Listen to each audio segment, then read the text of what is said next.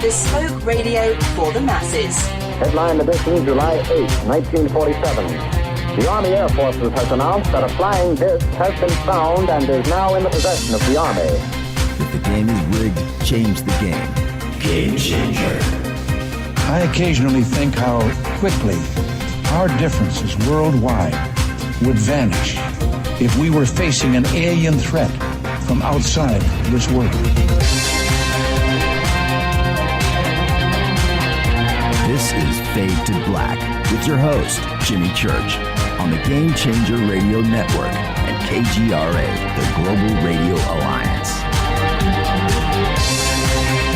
I need your help to get to the year 1985. You're listening to Fade to Black with Jimmy Church on the Game Changer Network.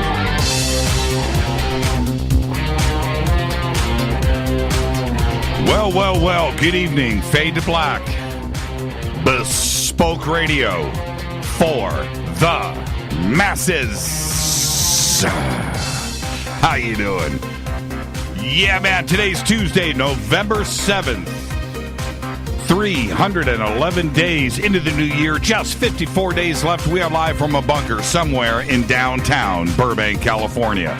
And I would like to welcome everybody listening all around the world, all across the United States. Hither and thither, to and fro, back and forth, up and down, east and west, north and south, far and near. This is Fade to Black for KJCR, the Game Changer Network, and KGRA, the Planets. That's right, I'm your host, Jimmy Church. What is cracking, everybody? How you doing? Let's do this, man. Oh, yeah. Tonight, very special guest, Tricia Eastman is here. Now, she's back, and we are going to discuss tonight Inner Alchemy, the Psychedelics of Money. She's going to be doing a presentation here in Los Angeles in a couple of days. And and we discussed this about a month ago, the presentation. I said, well, you know, we can't be there, but what if you did the show, right? Think about that. So that's what we're going to do tonight. And if you are in the Los Angeles area, you would like to go see Tricia and see her presentation live, you can do that. And we'll talk about that tonight on the show as well. Tomorrow night, William Henry is here. Now, we've got breaking news coming out of Giza, and we discussed this last week, which is a new chamber that has been discovered above the Grand Gallery in the Great Pyramid. There hasn't been anything new like this, certainly in all of Giza or the Great Pyramid in a long time. I don't think, not going back to Shocks and John Anthony West revelations back in the early 90s, 1991, 1992, with the redating of the Sphinx, have we had something this extraordinary happen on the Giza Plateau. This is a really big deal. And also, a couple of weeks ago, we were talking with Robert Schoch about the fourth pyramid, the Black Pyramid. That's pretty interesting, even though that was brought to light in 1737. But what was extraordinary about that? You know, nobody really mentioned. I mean, they mentioned the pyramids, but they never mentioned it like that. So, how far away was the Black Pyramid when it was noted in a journal? We don't know. Where was it? Is it buried under sand? We don't know. But that was pretty interesting, too. So we've got a lot of stuff to talk about. He just got back from France, by the way, with his wife, Claire. And so we're going to discuss that recent research, too, as well. So there you go. That's going to be tomorrow night. And then, of course, Thursday night is another Fader night with John Rappaport and his No More Fake Newsroom live.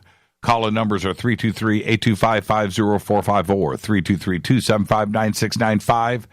All right, so there you go. And I'm going to open up the phone lines tonight for Tricia. I also have a couple of more the Beatles books by Bryce Zabel to give away. So we'll give away those tonight and maybe tomorrow night on Fader Night. Okay?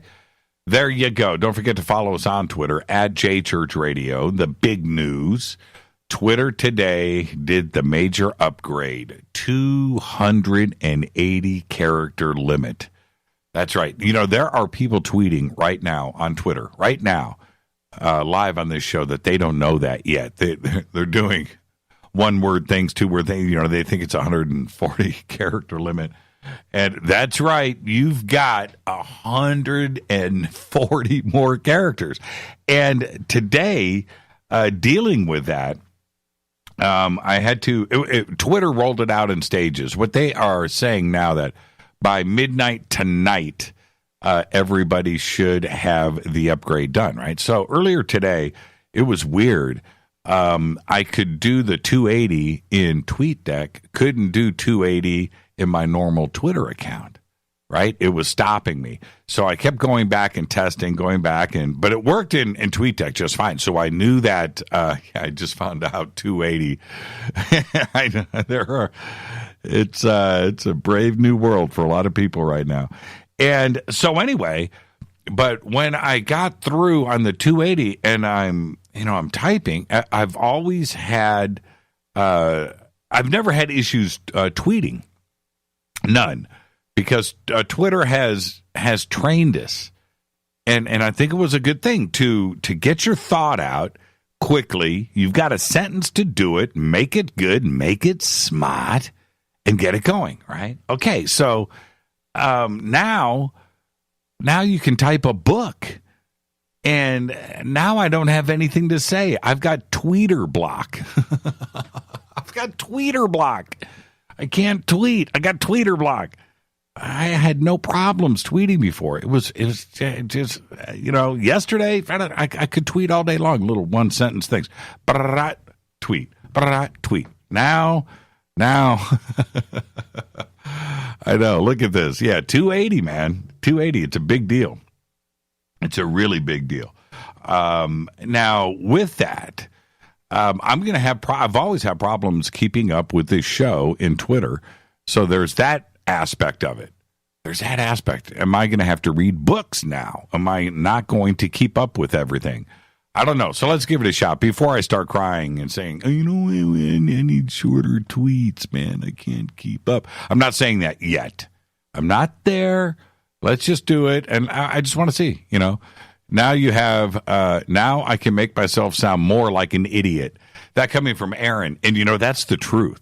Not about you, Aaron. What I mean is one sentence probably made a lot of people sound very smart when they weren't. Now they will all, the ones that aren't, you know what I'm saying. Now they have the opportunity to, we'll be able to weed it out, weed that out. You're going to have to put two sentences together now. Ha ha. Spell check is your friend. Okay. So there's that. Also, we have the chat rooms and we have the ability, not only over at KGRA, but in Spreaker, and of course, there's Facebook too as well, where you can just type to your heart's content. And that was always for those out there that couldn't get it done on Twitter. You were able to go over to the chat rooms and do other things. Now, Twitter having 280 characters, there isn't a lot of excuse there. You can get what you need to say. If you can't get it out in 280, maybe you just shouldn't say it. But now I'm wondering what's going to happen. Are the chat rooms going to weed out a little bit? I don't know. And that goes for the rest of the web, too, as well. If you think about it, all the forums and stuff out there, people going there because they had the ability to get a longer thought out, if that makes sense. But Twitter busted it out today. They made the bold move, went with 280. They could have unlimited. It's not about space. It's not about servers. It's not about that. They just wrote the program that way because of SMS and texting. And SMS had a 160 character limit. So they wanted to make sure that the tweet stayed inside of the texting abilities out there. And so they chose 140. That was the reason. There wasn't anything else to it but that. Okay. Susie says, I need to wish Aaron a happy birthday on Thursday. Well, that kind of killed that, Susie. There you go. All right, where am I? What am I doing? Follow us on Twitter at JChurch Radio, Facebook, YouTube. Everything is Fade to Black, JChurch Radio. Head over to the website and follow, like, and subscribe. You know, the once in a while I bounce around and maybe every couple of months and I take a really good look at the numbers and kind of see where we are at. And the numbers are extraordinary. I mean, seriously, considering we started with nothing, tra-la-la, nothing. Yeah, we did. There was a day, I remember our first subscriber on YouTube. You know, now we're closing in on 45 or 50,000. You know, that's insane to me. I don't know what we have on Spreaker. I don't know what we have on iHeart or iTunes or Twitter. Twitter, I see that every day. Twitter right now, 16.9 thousand followers on Twitter. These numbers are just crazy. They're crazy numbers. And I just want to thank you for all of that. It just blows my mind. Absolutely blows my mind. So yes, go follow, like, and subscribe. The podcast numbers, just everything is just it's just so wonderful to see this. I still don't know how we got here today, and to say that this show is a success. Well, that would be an understatement on one side, and on the other side, we're just getting started. You know, so there's two ways to look at it. And when we went back and got started, we didn't know what we were doing. And we went from that to having this late night podcast star contest with Tascam. There was a day, okay, when Rita and I sat down and decided to do this. This was back in 2008, 10 years ago. There was no internet radio. There was no streaming. That stuff did not exist. And we just decided to somehow figure this out. And I told Rita, you know what? The gear, the idea, we can do, I think we can pull this off. We designed this rinky-dink website, but we had the ability to get audio on and off of the website. And we just did it. We did it. We had absolutely nothing. Started a Facebook account and, you know, just started things. Started a Twitter account and took off. But here we are today. Thank you for that. And now we are in a position to have this contest. And we are looking for the next late night podcast star. Okay? And Tascam has stepped in big for this. So we've got a really, really cool grand prize, the only prize. And I haven't even thought about it. Maybe we'll have some other prizes too as well for everybody else. But we can do that. It's not that big of a deal. But the grand prize is extraordinary. It's your own podcast studio set up, ready to go. All right? All you have to do is register as a Fadernaut. That's where you start. So the banners are up. Let me see here. Rita, can you tweet out the podcast so I can get that retweeted? And I'll make that happen. All you have to do is go to the Fade to Black, the Jimmy Church Radio page, click on Game Changer on the top of the page. That'll take you to the contest rules and how to enter. You must be a Fadernaut. You go to our membership area and register as a Fadernaut. That way we do this so we know who you are and can verify your email address and who you are. That's the first step, okay? All right? Now, you must live in the United States. We can't comply with every country in the world and their contest rules. So you must live inside of the United States. And you have to pitch us. That's what you have to do. You have to pitch us just like you would have to pitch anybody else. And that official pitch has to include an audio recording of your podcast with your show idea, your podcast name. We need artwork with a logo in a banner form that you would use for your website or promotion. We need all of that stuff. Okay, you need to pitch us. The entries so far have been really, really good. The competition it's stiff, and I love it. Okay, now, all entries must be received by November 30th, 2017. To enter, submit your entry on our website. We have a special email account set up. No entries to me, no entries to Rita. You've got to enter through that special email that we have posted on that page. The grand prize is a Tascam Mini Studio Creator US42, complete studio mixer, effects, mic pre's, headphone preamps. Everything that you need is right there, okay? And we're including a TX MX2 pair of headphones and a TM95GN microphone. Everything that you need to be the next podcast star. All right? You deserve it. The winner is going to put a lot of work into this. All right? We're going to give you everything that you need. The winner is going to be chosen by us right here, the Fade to Black team. We'll fight over that. It's not going to be easy. It's not going to already. The entries, wow, right? We're fighting over it already, and the contest isn't even done. All entries, you cannot have a current podcast, okay? You can't have a current podcast. We are going to search your name. We are going to check you out. You cannot have a podcast. That's not what we're looking for here. We're looking for somebody that has the talent and the ambition, but hasn't broadcasted yet because they don't have the equipment. They don't have the hardware. They didn't know what to do, right? That's what we are looking for.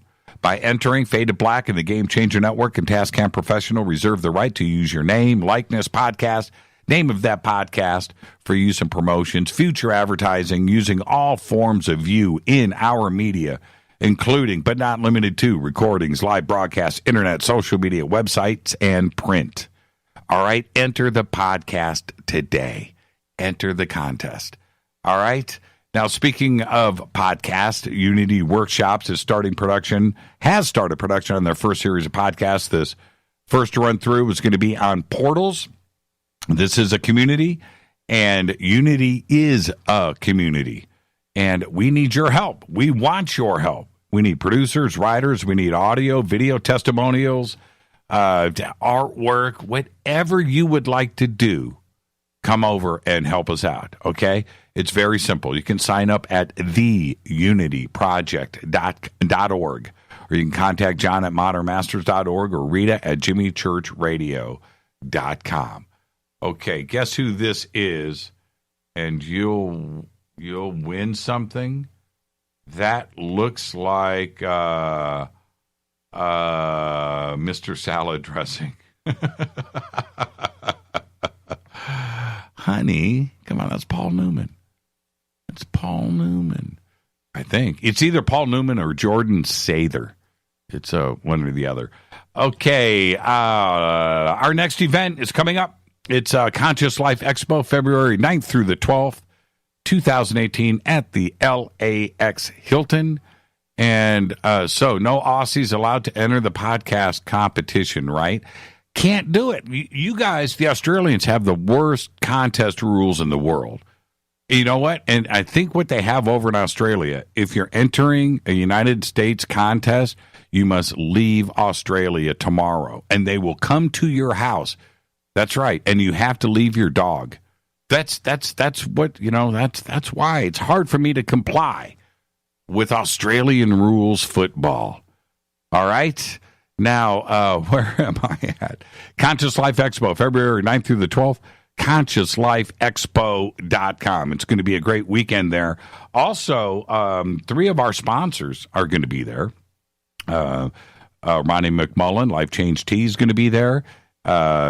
Chip Paul from New Farm is going to be there. And, of course, Juanita and Jeff are going to be there from River Moon Coffee. Okay, so they're all going to have great displays and setups, and they know all of you Fadernauts by name. So come over and hang out with us that weekend. It's going to be amazing. Don't forget to subscribe to our podcast. where we have over 750 archive shows right now, just $2 a month. Apple and Android, everything that you need. Just head over to the Apple Store, go to the Google Store, and get what you need. Just $2 a month. Click on the podcast banner over at Jimmy Church Radio. Okay, and like I said, just like with the contest, become a Fade or Not today. Go over to our membership area. You can do that. No purchase necessary, all the way to the full-on Game Changer where you get hats and T-shirts and all of that fun stuff. Don't forget to check out all of our sponsors.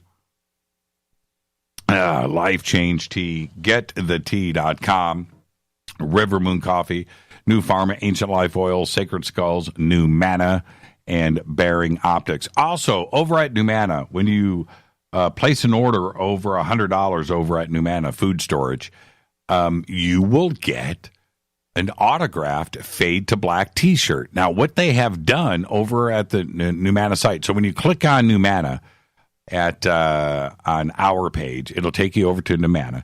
And when you get there and you place your order, a little a pop-up now pops up right there to ask you for your shirt size. And then we get that email over here. And I'm just like, man, look at my mailbox full of T-shirts for New Mana.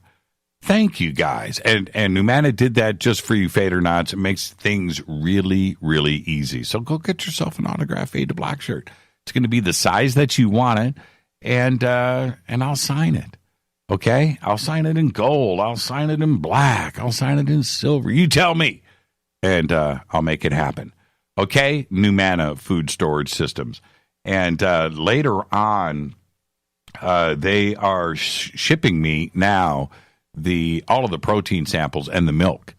I haven't sampled that yet. I've done everything else, by the way.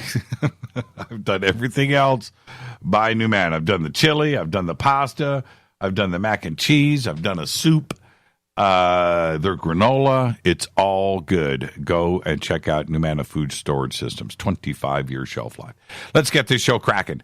Happy birthday today to Christopher Knight. He is 60 years old today. Unbelievable. Who is Christopher Knight? You know Christopher Knight. Peter Brady on the Brady Bunch, the middle brother. You know, Bobby got his, right? Greg Brady got his. Poor Peter Brady, man, stuck in the middle. There you go. He's 60 years old today. Our dead guy's birthday today, I didn't want to dwell on this, but Dana Plato. And I went, and we all knew about her tragic story, and she died at the age of 34. And for her to go from the number one sitcom comedy in the country for probably 6 or 8 years going from that to total poverty and drug addiction, and that's it. She was on the Howard Stern show one day, talked about her sobriety, and overdosed the next morning. There you go, Dana Plato. Wow, just heavy. On this day in history, OTD. On this day in history, 1991, Magic Johnson announces that he has HIV. Remember that? Wow, that was a crazy day, wasn't it? Quit basketball that day. Fade or fact? Here you go. Write this one down, everybody. Tokyo has been destroyed from earthquakes and tsunamis from 1608 to 1945 on average once every 5 years. Yeah. Now, maybe I need to say that again so you understand. Tokyo, Japan, has been destroyed from earthquakes and tsunamis from 1608 to 1945. That's 350 years. On average, once every 5 years. How crazy is it? Why would anybody live in Tokyo? That is just a crazy. So I went and followed up on that. And I got to tell you, I know world history. I know world history. I did not know that. I did not know it. Every 5 years. Every 5 years. It was every other year a couple of times. Think about that for a second. That is just nuts. Crazy. All right. Tonight we have Tricia Eastman back with us. Now, she's going to be doing a presentation here in Los Angeles in a couple of days. She is one of the smartest people that Rita and I hang out with. There is that. But a couple of years ago, maybe a little longer, okay, maybe 4 years ago, when Graham Hancock started to talk about ayahuasca, right? Started to talk about it, and Joe Rogan started to talk about it, and he smoked DMT on his show, and the knowledge started to spread on psychedelics and the possibilities and what was actually going on with it. And is there another world? Is there something interdimensional? Is there a parallel world out there that we are connecting with? Is there a place where we can go to find answers about ourselves?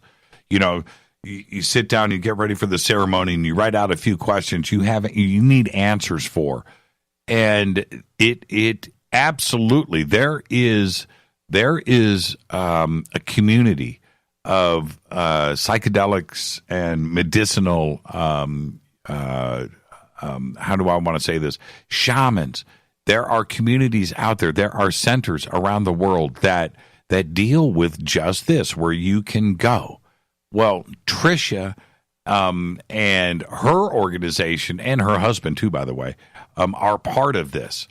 And the knowledge, the wonder that you have, the discovery that you have when you are around these people, it's extraordinary. It's amazing. Now, I have not done DMT. I have not done ayahuasca. I've not done it. I am so interested in it, and probably more so than what the normal is. I'm looking at it from the other way, that this is an access that the ancients have known about for years, going hundreds of years, if not millennia, of accessing a parallel world, another dimension. And science hasn't gone and studied this. And we've wondered how to get to it. And it's probably been right there this entire time. So tonight we're going to discuss all of that with Tricia Eastman. She is the absolute very best. This is Fade to Black. I'm your host, Jimmy Church. I'll be right back with our guest tonight, Tricia Eastman. This is Fade to Black.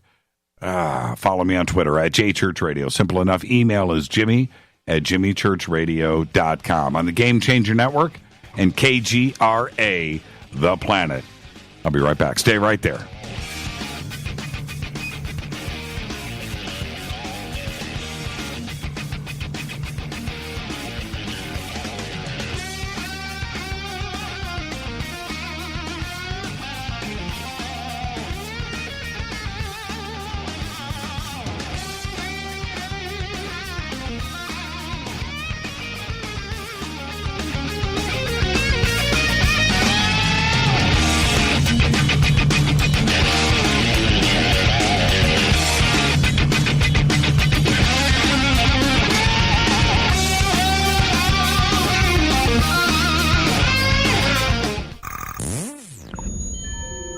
You're listening to Jimmy Church, Fade to Black.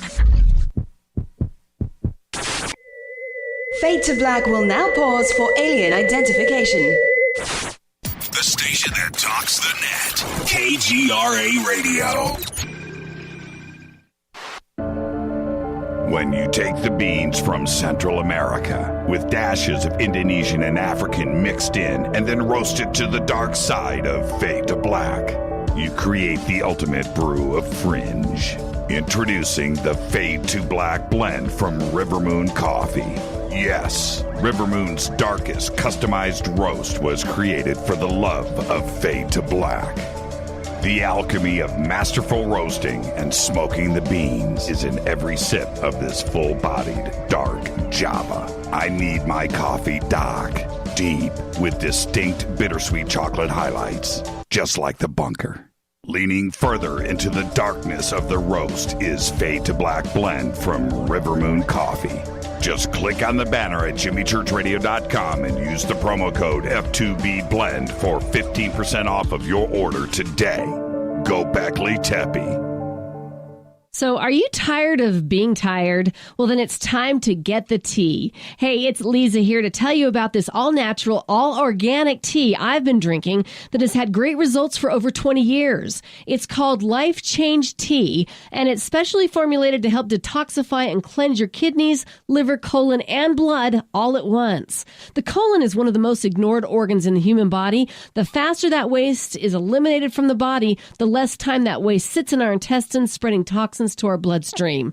This tea helps cleanse chemicals caused by outside intruders from our entire digestive system. And get this, weight loss can be a side effect. And with continued use of the tea, you can experience clearer, healthier, younger looking skin, increased energy, and a happier outlook on life. So if you're tired of being tired, get the Life Change Tea at getthetea.com.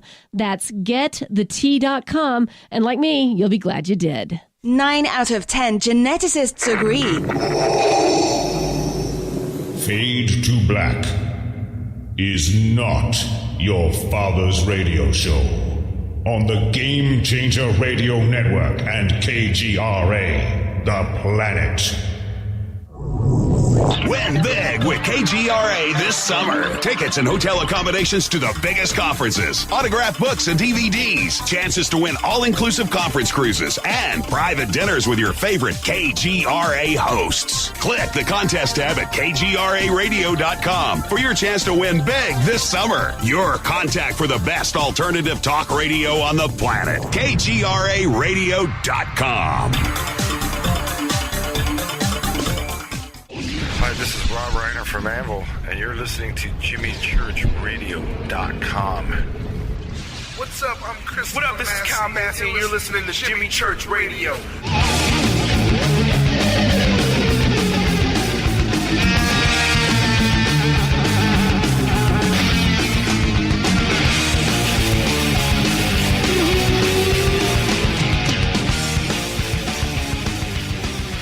All right, welcome back. Fade to Black. I'm your host, Jimmy Church. You can follow me on Twitter at JChurchRadio. Simple, at JChurchRadio. Now you've got 280 characters. Come and hang out with us on TweetDeck. You can say whatever you want. Our guest tonight is Tricia Eastman. She's back. Tricia is a pioneer in the psychedelic renaissance with the mission to inspire others to become their own inner alchemists. Eastman's holistic approach incorporates Eastern philosophy, tantra, biohacking, soul retrieval, herbal medicine, mind-body integration, archetypal mapping, meditation, all of it, shamanism. She has consulted with top destination spas and retreat centers for the best practices and treatments for the past 15 years. She has facilitated over 305 MEO DMT Toad ceremonies internationally and organizes international medicine retreats with Iboga and Peyote. Her website is psychedelicjourneys.com, and I would like to welcome back to Fade to Black, the one and only Tricia Eastman. Tricia, good evening. How are you? Hi, Jimmy. Thanks for having me again. I am just so happy to be back. It's great to hear your voice, and you're great to hang out with, both you and your husband. You guys are a lot of fun, full of knowledge. But before we get started, tomorrow night you are going to have a little conference at the Beehive and in Hollywood at 6427 Sunset Boulevard. Right here, some say Los Angeles, I say Hollywood, but it's right here. And it's up on your website, and we have the links there. But what I know we're going to be discussing it tonight, but what is the presentation about, and who is invited? So this presentation is about really looking at an expanded money consciousness. And it's the kind of expanded consciousness that comes with taking psychedelics. So psychedelics are naturally, psychedelic means mind manifesting. So it's expanding your view of money through the lens of psychedelics. And the idea behind it was that I realized we're going through a huge shift with power, government, currency, cryptocurrency, and realized the way that we're really truly going to heal the planet is by healing the money consciousness of the individual, and that would kind of trickle through and have a big impact. And so it's one way that I'm giving this gift to be of service and to really help everyone step into their abundance mindset, who's ready to listen and ready to hear it. And that includes everyone. So whoever is feeling like they're ready to really step into playing a big game when it comes to their relationship with money, but not necessarily from a materialistic standpoint, from a standpoint of how can we use it as a tool to create the world that we all dream and love and all want the world to be. Now, 15 years is quite a long time to be doing this research. I mean, you've got a lot of research behind you. What kicked this off 15 years ago? How were you introduced to the medicines? Interestingly, I worked in a counterculture bookstore called Raver Books, and they sold books on like Ram Dass, Phi-Cal, which is Alexander Shulgin, Timothy Leary. And so I got immersed in it at a very young age when I was 18 years old. And who was it? There was somebody there that you met first. Who was that? That I met first in the world of psychedelics? Yes. When I was younger, I'm not remembering off the top of my head. I'm sorry. When I got older, though, I did get really connected into the shamanic side of things. So I didn't actually start working with ayahuasca until I was 30. I'm 37 now. Right. So right. I would say that would be the big shift for me from switching from this idea that psychedelics are this thing that you go and do and have a fun time versus them being a tool that you can use to up-level your consciousness and heal yourself and increase your vibration.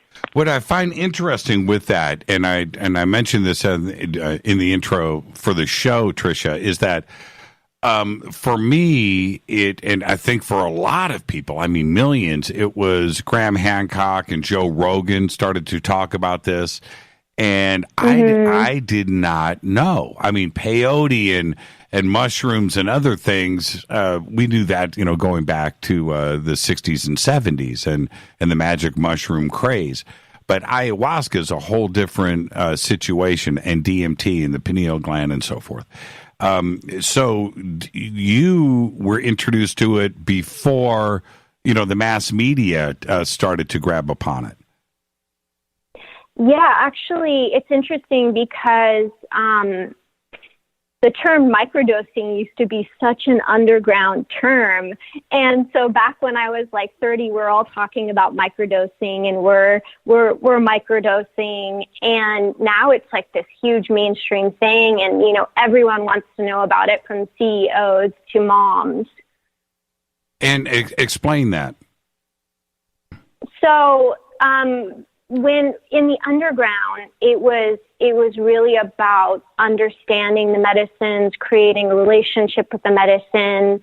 And as the media started to really take a hold of it, and of course, I think James Fadman, his book on microdosing LSD was probably the big change maker in making the concept of microdosing a more publicly held idea. And what I love about it is I really feel that nowadays, the old way of psychedelics was going on these heroic journeys, like, Timothy Leary talks about the heroic dose of mushrooms. And now it's this idea that we've got it figured out. We know where our purpose is. We know what we want in our life, but we really want to just hone ourselves in so that we're like hitting the targets that we want to hit in our life. So really, I see like microdosing as one of these upgraded tools to really align you really deeply in your life. And just, it's like a biohacking tool, basically. And, with my conversations that I've had in this community, one of the things that I have found most interesting is that for those who are ready, right, to ask those questions about themselves, to get questions answered, for those that are ready, that's exactly what this is about. This isn't recreation. This isn't fun. This is a tool to help you in your path in life. And so they have to ask themselves the tough questions about themselves, right? That's a big step. Most people don't want those questions answered. They ignore them and they continue down through life trying to figure out what is wrong, but they don't want to take the next step. But those that do, that's exactly what happens, right? There are questions that are written down, verbalized, and then they are exposed to those answers. Exactly. I mean, the thing about psychedelics, and I think that when someone has experience in the medicine work, there's no way that they really can be abused because, number one, they never produce a consistent experience. It's always different. So sometimes it can be a blissful, loving, like, oh, my heart's being exploded open. Or then it can also be really deep shadow work where it's like, like going into the things that you've been avoiding through addiction or other, addictive behaviors. And so it's really, it can be both, and it's really every single time exactly what you need in that moment for your healing and for your process. And so if someone was going into the experience with a very specific attachment to having a certain result or having it do something for them, then they're gonna be not happy with the experience. And so it's really important to understand how these tools work. And I think that's where there's a lot of great programs now, like the Zendo Project, which is psychedelic harm reduction. They have these great centers set up at like festivals like Burning Man, where if you accidentally take too much LSD and, are having a really rough time, there's people that are trained to understand how to kind of coach people through those experiences and, be able to deal with it. But psychedelics were never really meant to be taken, like just for fun and recreation. Well, yeah, and that's what's really funny. When it comes to LSD in that phase in the 70s, there was those out there where it was something, it was a tool for people to go and find themselves and expand and understand the universe. And there was that part of it. Then there was the other part, the other half, that was purely recreational. It was nothing but fun and games. And somebody that was expecting some fun experience may not have had that. And it probably turned out pretty traumatic for those that were not ready for it. Yeah, and I think it's actually left a scar on society because there's been a lot of stigma around, oh, not that again. And the truth is, this is a very different, what has been called by not only myself but many people, the psychedelic renaissance. So this resurgence of this. It's very different because it really is about incorporating the indigenous practices. I think that those connections are so important. And the other piece of that is that as our society has really created a lot of separateness through broken families, and a lot of the trauma that we carry that causes these problems in our life is from broken families, these ancestral traditions reconnect us to our ancestors. And in feeling that connection to our ancestors creates that sense of family and healing and repair. And so having that be a foundation of this new emergence, I think, is so important. And then I think the other piece is the science, because there's been so much data that has actually come out where it's like, okay, so MDMA deactivates the reptilian brain, which is when someone is in trauma, what gets activated. They go into like fight or flight, or they go into the trauma, but it actually also allows the frontal lobe to be activated. So someone who has severe PTSD can actually work through the trauma because they're working from a different mind, and through that actually get healing rather than constantly being in this cycle of, this reptilian brain reactivation. So, and then even more so, other studies around, mushrooms for depression and all these things. The more and the more that we understand these medicines, the more that we can use them in right relationships. Now, I am sure that with this, all this talk about DMT and ayahuasca, that there are the groups that are getting together, going down to South America to go and party. Is that going on too as well? That they could care less about what this does for them personally. That's not their goal. Their goal is to go and party. Is that going on too?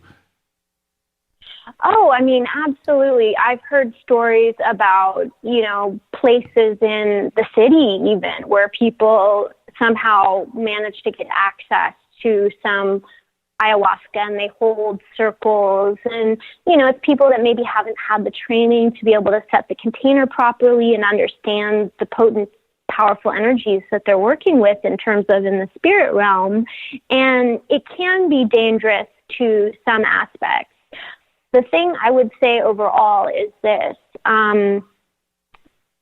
In the next 3 years, I see most definitely the psychedelics becoming more popular, underground use becoming more popular, and it's bigger than something we could even stop. I think the most important thing that we see is that no matter who goes and starts working with these medicines and what their intention is, they're going to eventually find the path, because that's what the medicines do. So you're saying that four college buddies, right? Woohoo! Right?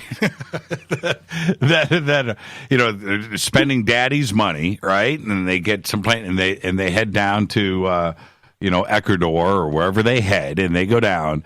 That it would straighten the yahoos out. Oh, absolutely. I mean, first of all, ayahuasca, she's a vengeful woman in a loving way, though, just like a stern father. And she, will snap a little, misalignment right out of place. I mean, that's the person that's going to literally be puking all night, having it come out of both ends, and, really going through it, because it's not about partying. It's about, this idea of really sitting with yourself and getting to know your insides, your inner world, and understand yourself and your purpose. And also, to be clear, now, what if those yahoos came to you and said, "Man, me and my boys, we just want to go and party. Can you hook us up?" What do you say to them? I think what I would do is go through a pretty intensive orientation and just kind of explain to them the process and what can happen, and give them the full story. And I feel like once they receive that information, they would be less, not necessarily motivated, but I think it would kind of ground them in really what they were right on. You got to weed out the riffraff. Because this isn't fun and games. It's not meant to be that. It's not entertainment. And I want to be very clear to the audience that is listening now, or anybody that would listen to this show in the future. This is not that. It is called medicine for a reason. And I wanted to ask you about that, because when I've hung out with you and those in your community, and everybody in the community is very careful. Everybody refers to this as medicine. That is the culture. That is the way that it is referenced and looked at, right? Absolutely. the idea behind it is, number one, that it's sacred. Those who have had powerful experiences through this work, really truly value those experiences and hold them with great reverence. And they also want to keep the sacredness of the container of how we talk about those experiences, and also to really set that tone for the yahoos of the world that may not really understand what it's about. Michael just tweeted, and this is great. He said, that there are clinics in the Bahamas that cure heroin addictions, alcoholism, smoking addictions, all in one treatment. And I remember you telling me about this and your husband, and which is what he does. This is their focus. And I was pretty surprised because there is nothing, as far as addictions go, heroin, alcohol, and smoking are probably the three most powerful addictions that are out there to break. Nobody can break those addictions.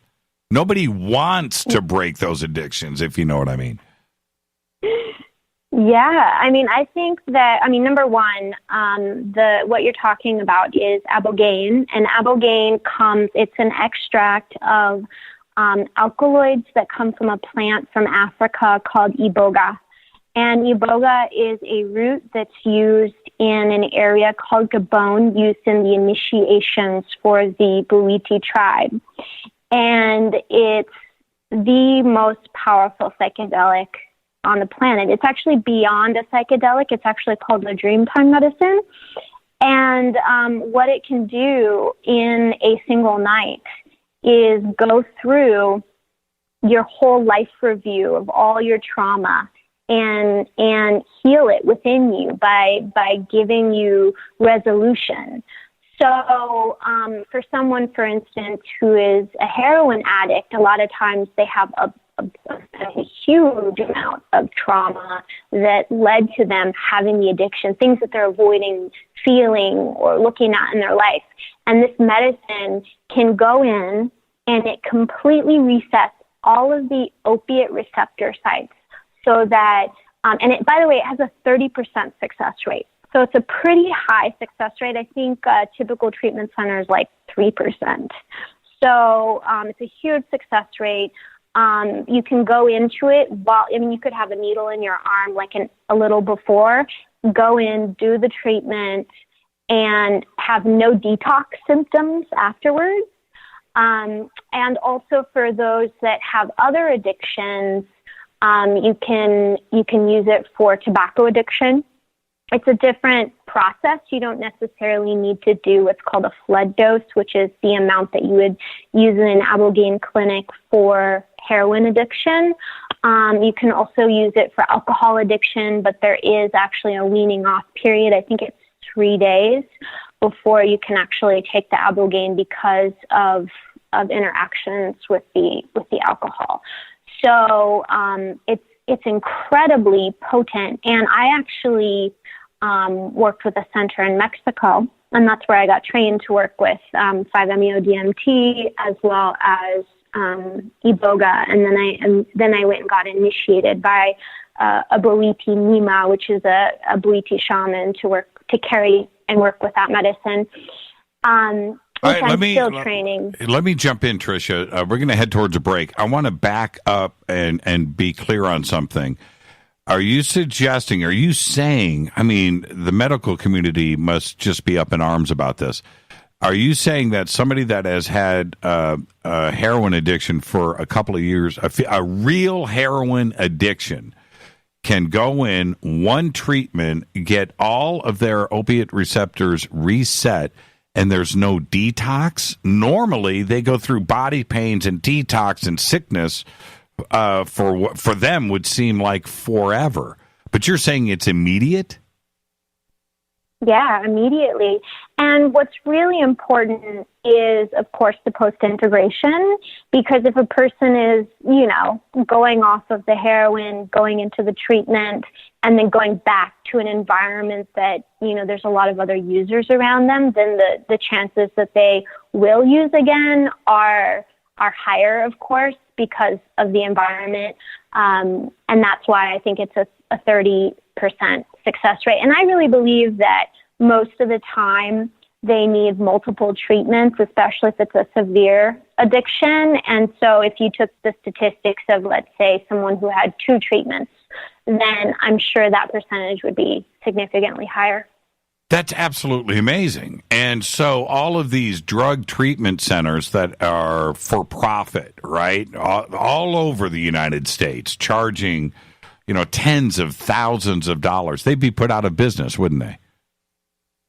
Oh, absolutely. And not to mention the pharmaceutical industry is making a huge chunk of money off of opiates. And the opiate epidemics in our country, especially with veterans, are astounding. And it's really sad because, there are, this is what I can say. I can only say this much. You would be surprised at the people in power that know this is actually a viable solution. And I've seen them send their children and send people in different things to these clinics. It's surprising because they know it. It's blatant, but they just won't do it. That's absolutely fascinating. And cigarettes, I mean, that's the worst, right? I mean, that's the hardest thing to crack too as well. I don't know what is worse, heroin or cigarettes, but and that can be done just nearly immediately, no withdrawals, no nicotine cravings. Well, with the nicotine, it's a little different because from what has been researched, and it hasn't really been very widely researched, the nicotine receptor sites are not necessarily reset, but what is happening is you're getting a reset to the whole dopamine system. Right, and so the dopamine system is anything related to addiction. So yes. Well, and the other part, I think also that must be there for everybody is you take a hard look at your body too as well, and nature and the world, and you just look at yourself and you treat yourself differently too. You don't want to abuse this thing. Like you said, everything is sacred, right? Yeah, I went to the way I was introduced into this work is I went to a center in Mexico. And I had bad eating disorders. And I went in and I received Ibogaine because I had this idea that it might actually help my eating disorders, which it significantly did. And it was one of the most powerful experiences of my life. And it was the first time I can say at that point in my life that I fully accepted myself in wholeness and truly loved myself. Let's take a break right here. Our guest tonight is Tricia Eastman. And Tricia, just stay with us. We'll be right back after this short break. And when we come back, we're going to get straight to it. That's right, Inner Alchemy, the Psychedelics of Money. She'll be doing a presentation tomorrow night in Hollywood. And we've got the links up for that right now. It's at the Beehive on Sunset Boulevard. More with Tricia right after this short break. Stay with us.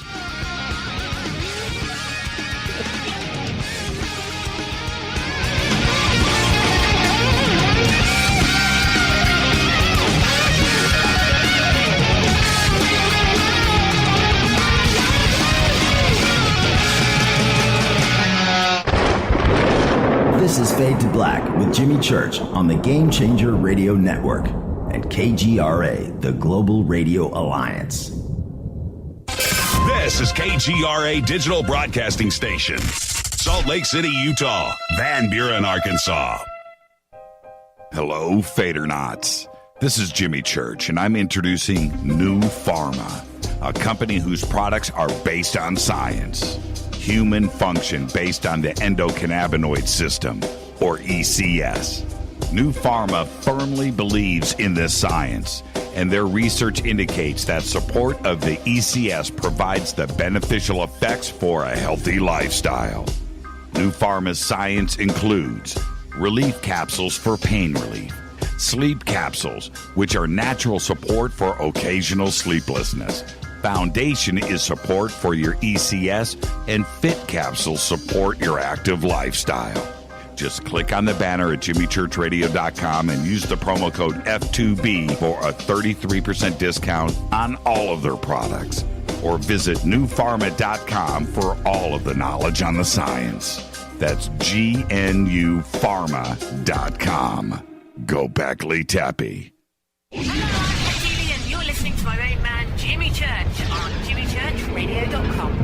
Hi, this is Ray Hobbs here, repping the planet, and you're listening to my good friend, Jimmy Church, Fade to Black, on the Game Changer Network and the KGRA digital broadcast station. This is Toby Kebbell. You're listening to jimmychurchradio.com. Don't hurt me, Jimmy. I'm only little. Hey, I'm Adrian Grenier. And this is Ari Gold. We're the Honey Brothers. Yes. We are of the Honey Brothers. Hey, I'm Adrian Grenier. And I'm Ari Gold. We're the Honey Brothers.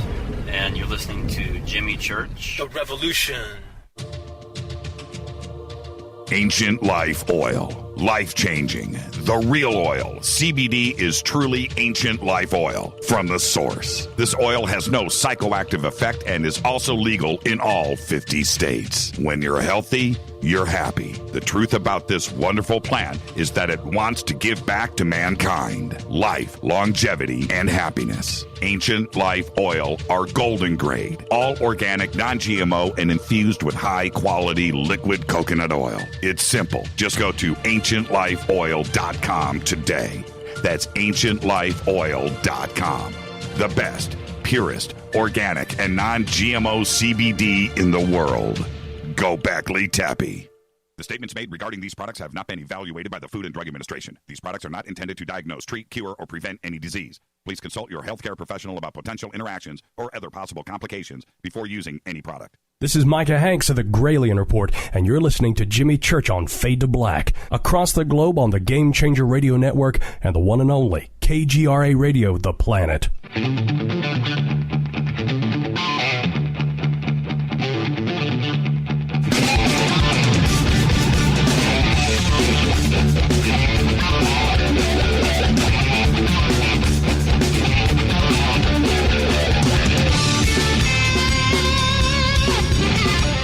All right, welcome back. Fade to Black. I'm your host, Jimmy Church. Our guest tonight, Tricia Eastman.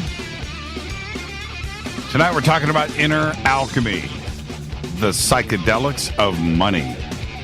That's right. Tomorrow night, William Henry's going to be here. We're going to be talking about the news coming out of Giza. And then, of course, Thursday night is John Rappaport and his No More Fake Newsroom live, and followed by Fader Night, open lines all night long. Now, Tricia, the psychedelics of money. I need some help here. Most people would say, wait a minute, those two don't go together. And that's, I find it fascinating. So tell us about that. How do the two go together? So psychedelic means mind manifesting. So it's the idea that, whatever is going on in your mind, it is going to come to the surface. So when we look at these massive problems we have with money, and money is energy, actually, if you look at it from an alchemical standpoint, is ruled by Mercury, which is communication. And so when you look at money as a representation of energy, and you can understand that wherever your money problems are is related to your energy inside yourself 100%. And so psychedelics are the tool to help you really dig in there and get to those core traumas. Like, for instance, many of us carry beliefs related to money that have come from our parents or even ancestors that lived in times of war. And the ability to, which I talk about a lot, creating or changing your own reality or your own universe, and being able to do that is something that I talk about a lot here. Is that in essence what we're talking about? Exactly. There's, basically the psychedelics show you two things. One is your shadow, and one is your higher self. And, I call the shadow the egoic orientation and the higher self the creative orientation. When you are letting the egoic orientation drive, run the show, that's when you're giving your power away. And usually when you end up having problems with finances and money. And so this helps you to reorient your energy so that you're oriented towards your most creative version of yourself. Very interesting. And also, is there a combination? Is there like a transcendental meditation aspect to this as well? Well, one of the big pieces and one of the things we talk about in the class is the idea of alchemy is this triangle. And the base of the triangle is the sixth, which is Negrado. The top of the triangle is the Albedo, which is going into kind of the higher self. And then the third point in the triangle is Rubeda, which is Mars energy about taking action. So what we're doing is, if you look at the Negrado and you look at the Rubeda as the difference between the egoic self and the future reality of what you love, then what you can do is you can use intuitive exercises to get the information to help orient you toward that alchemy of creating what you love. Because where we get stuck is usually within the subconscious mind. So the subconscious mind ends up draining that energy out. So the intuition, going into that intuition through meditation, allows for you to receive those insights or those downloads. And so, okay, so now when somebody, we're talking about money here, how would somebody, where would the need be? I mean, why would somebody do this? Why would they want to do this particular way? Yes. Well, it's really interesting because when you are, looking at the spiritual world and looking at all these things like doing psychedelics and going and getting a sound healing or going and doing yoga, a lot of Western culture has really actually used these as an addiction, in that their purpose of doing them, and not saying all of them, but in general, is to relieve tension. And what we really want to do is use these blockages that we have in life as creative fuel for the alchemical fire to really drive us into creating the life that we really love. So the reason you want to do this is because right now all these people have been doing all these other practices, but they're like, oh, I feel good. But then the next day they feel like crap. And they're like, oh, man, why is it that I felt so good in that sound healing or when I was on those mushrooms and I just can't seem to integrate and bridge and ground that into my life. And this practice is grounding that into our life. So the money, in a sense, represents us bringing it into the physical realm, all this juiciness that we're getting from these insights of psychedelics. So, okay, and Cortana, she just tweeted, for instance, she goes, I'd like a reality where I'm married again, have a house, no chronic pain, and a backyard full of ducks. Right? I mean, and I love it. Yeah, exactly. So it's not necessarily using psychedelics to win the lottery, right? No. So, what I look at is everything is based on your own choices. And sometimes we make small choices for ourselves because we're afraid to play big in life, because maybe we had a parent that put some conditioning on us that made us feel less than, and not necessarily intentionally, or we, somehow feel afraid of being vulnerable. And so what happens is we choose these little small choices, like instead of actually taking the time to write our book, we're like out in the backyard smoking a pack of cigarettes. And this happens so often, like that people will go and do other things to distract themselves from doing the things they really want to do. And so the choices are really tuning into your heart and what you want. So I would say to, what was her name again?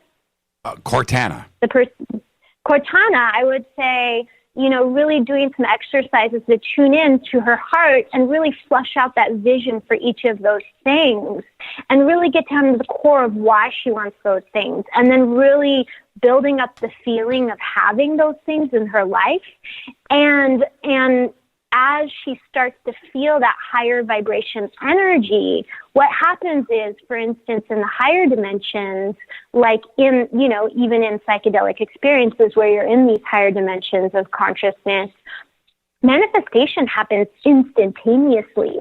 So the more that you raise your vibration and the more that you connect your heart to those things, the more that they're going to naturally just kind of come your way. And I do believe that we all are innately wise and we have those answers from within, that if you are getting the hit that like ducks are going to bring the biggest love and fulfillment and beauty in your life, yes, you should absolutely have them. And we're here to be on this planet to love, to have joy, to enjoy our lives. And I think that it's important that we have these things to be able to facilitate that process. Because if you don't want it, if you don't ask for it, if you don't think about it, if you don't put out that vibration, it's not going to come and find you no matter what. Absolutely. Yeah, it's not going to find you. And that's the thing. There's so many people out there that are like, oh, I want this, I want that, but they're not putting any energy into it. They're putting the energy maybe into watching the television or, doing something else other than what they really want. And that's what leads to dissatisfaction. And I truly believe that every person that is suffering from addiction, and in general just suffering, if they were to really orient themselves towards what they really love in their life, that they would naturally just not have any desire to, let's say, pick up the pack of cigarettes or the bottle or, whatever the addiction is. Well, and you live that. Now, I don't want to get to specifics here. You don't have to tell our audience specific things about yourself, and that's not what's important. But certainly with you, there were a couple of times in your life recently that you and I have talked about where you needed something, and when you least expected it, you put out the vibe, right? You're working on it. Mentally, you're there. And then, boom, you turned around and things found you. I mean, substantial things where it would not have happened for you, Tricia, or your husband, if you hadn't been focused. 100%. And I really believe that whether it's a mansion or a Ferrari, if that's the thing that really brings fulfillment to you, and, who's to say that, Osho had like 50 Rolls Royces, and he's like incredibly spiritual person. And I think we can, manifest anything. It's just you do have to realize that, there's always going to be, certain things. You can't just necessarily assume they're going to show up on your doorstep the next day. So, for instance, one of the things that was really important to me was to have a place, like a beautiful home where I could do retreats and classes. And that came to me through a vision on the medicine. And I got very specific instructions on how to receive it. And crazy enough, it came right into my lap, and it's been a big blessing to the community and to my partner and I. And now, also, is there an aspect of this, too, about, that old adage, right? Be careful what you wish for. Oh, yeah. I love all the old movies where, I love the one with Brendan Fraser where he basically makes all these wishes with the devil and they always end up going wrong. I think that's one of the funniest movies of all time because it's true. If you wish for something that isn't necessarily for the right reason, the only thing it's going to lead to is you having to deal with the initial reason that you wanted it in the first place. Yeah, like we were watching, Rita and I, last night, we were watching the original Twilight Zone, right? We're binging on that right now. And, of course, one of those is, the genie in the bottle, right? And you get 4 wishes. Yeah. And they go through the 4 wishes, and they're right back where they started. Right back, it took them full circle. And I found that really interesting. And it forced me to contemplate. As strange as it is, wishing for $1 million, right? Okay, that would take care of all of my problems, and I get that. Of course, everybody would want $1 million, but what it does do, if something like that happens, it takes away your drive, and it doesn't give you a reason to push forward. And on top of that, and I know this may sound crazy, But please listen to me.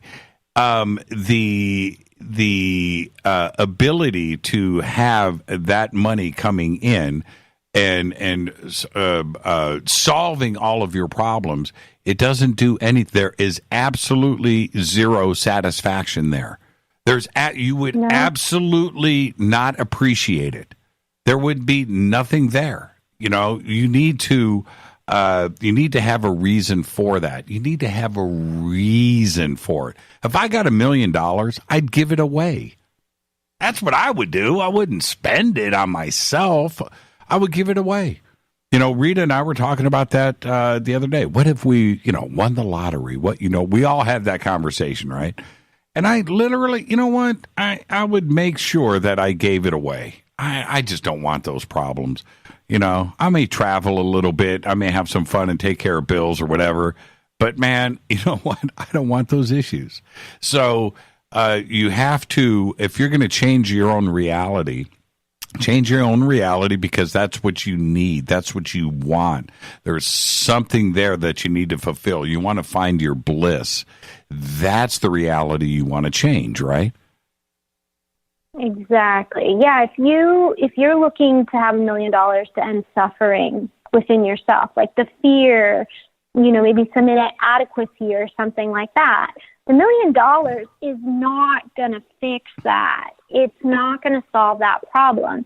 So what's going to happen, and this happens very frequently with people that win the lottery, is when you're in a low vibration, you cannot hold on to energy. You can only hold on to the energy that you're in the vibrational alignment with. So what that means is every person historically, for the most part, ends up losing the money or, spending it and being completely broke or even broker than they were when they started. And how do they feel after they just lived this rich life for like a year or two, and then all of a sudden they're back in the poorhouse again? It doesn't feel good. It actually makes you feel worse when you have to downgrade. And so it's better to really work on intentions that you're ready to receive. And that doesn't mean that you aren't. Some people might be ready to receive $1 million. Maybe they have a amazing foundation that they want to create for research and new alien technologies, and maybe they're calling in that money to really help be of service to the planet. I think, ultimately, if the goal of all is to, create something that's going to be of service to humanity and to use the money in a way that is for the good of all men.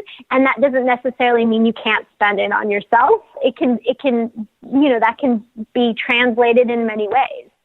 So. Yeah. And with your presentation tomorrow night, is that part of it, explaining to everybody what their intentions should be? Yeah, and I don't explain it necessarily in telling people what they can and can't have, but more in relation to vibration. So really understanding what, for instance, psychedelics, they open up the chakra channels in the body. And those chakra channels all have a different vibration. And that's where you're traveling through these different dimensions, because we are all a reflection of the entire universe within. So, I'm the universe expressing itself as Tricia. You're the universe expressing itself as Jimmy. So as your vibration increases, the more capacity you have also increases. So when you understand what that vibration looks like, you can, and practices that you can do that, or tools that can raise that vibration, then you all of a sudden become a magnet to all the things that you've always wanted in your life. Now, we talk about vibration a lot on this show, and I'm not so sure that our audience may not fully understand or have a grip or grasp on what we're talking about here. And I think that the term also is used pretty loosely by some that may not even know what they're talking about, right? And you know what I'm talking about. So when we're talking, when we're talking about vibration, to be clear for the audience, what are we talking about, Tricia? So I think the best ever description I've ever experienced of this is there's an author by the name of David R. Hawkins, who's a psychologist who wrote the Scale of Consciousness. And what he did was he used applied kinesiology, and he actually used a team of doctors, and they all tested different things, different emotions, different types of spiritual paths, such as, like Mormonism or Christianity, and came up with this very consistent scale of consciousness. And so the bottom of the scale is guilt, apathy, pride, grief, fear. That's in the lower sector. The average human on the planet actually vibrates at a 200 to 250 is what according to this book. And when you get into the 500 level, it's when you move into heart consciousness, and that's love. And once you get into heart consciousness, above that is the highest vibrational consciousness that exists. So, for instance, what they would call a enlightened master, like a Buddha, is at the highest form of the scale, which is about 1,000. And so when you go up the scale, after love is joy, and then peace, and so on, so forth. It goes on through the scale. And so this particular measurement tool, to me, is one of the most powerful gauges, because truly when we are operating in those negative emotions, which we all can get tied up into, it literally lowers us to the lowest vibration, and it blocks us from the good that can come in our life, the abundance that we all have accessible to us. So what makes you angry? Do you ever walk into the house and tip over the coffee table? No, I don't. I'm more passive aggressive, if I would say anything. I don't usually get expressively angry, and I think for me, it's when my boundaries are being encroached upon, and I don't. And this is something I've been working on. And when when I am not feeling comfortable enough, or I can't really find the right words to articulate how that person is encroaching on my boundaries. Very interesting. And what about those out there that seem like their vibration is really low? They are borderline, they're not reptilian, they're just full-on crocodile, right? But they get everything, right? They are successful, and they are allowed to live while there's so much other suffering going on in the world. It doesn't make any sense. Why isn't the universe being fair there? Well, here's the thing. There was we've been under, there's two places to live. And the way I see it like this, and this is kind of an interesting description, but this is what I've seen in different psychedelic journeys, where I've been shown, is there's kind of this lords of karma, and there's this kind of I guess you could call it the gates to heaven. And you have to be like balanced, like you have to be fully in your heart, and your karma has to be balanced. You can't be holding on to like any of those negative emotions. And when you break through that, you're able to get into higher realms of consciousness. And the way you could look at it also is from the perspective of the chakras. It's anything below the heart chakra, so the solar plexus, the sacral, the root chakra. And when you're stuck in the lower vibrational consciousness, it's a whole other system. And those beings, what they did was they completely, the reptilians, cut themselves off from source 100%. And they created a system, they say as above, so below. They created a system which is a reverse polarity of the system in the higher realms. And so the way that they work is they feed off of acidity, they feed off of death and entropy. And so what they do is they harvest our energy through our emotions. So whenever we are feeding into the change and anger and guilt, literally there's a cord going into those dark reptilian beings, and they're getting food from it. We're going to have to take a break right here, Tricia. You're breaking up a little bit. I'm going to reset the phone lines, and which is fine. We're at that point here where we do need to take a break. But when we come back, I've got a bunch of questions here that want to talk about weed and cannabis. And so we're gonna deal with that too as well when we come back. Our guest tonight is Tricia Eastman. I need to reset the phone lines here, everybody. So just relax. We'll take care of that right now. This is Fade to Black. I'm your host, Jimmy Church. And tonight, we're doing it all. Inner Alchemy, the psychedelics of money. More with Tricia right after this short break. Stay with us.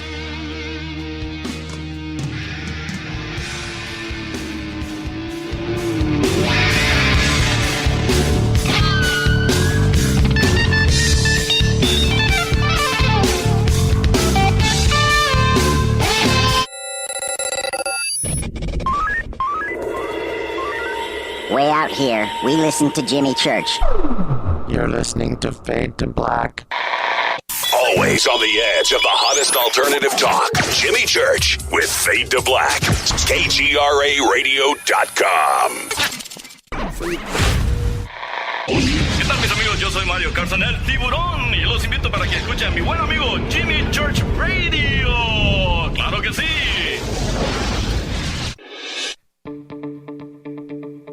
Hurricanes, earthquakes, wildfires. This year we've experienced more than our fair share. This is Jimmy Church of Fade to Black, and last month I decided to make sure my family does not have to worry about food should we get caught in a real emergency situation.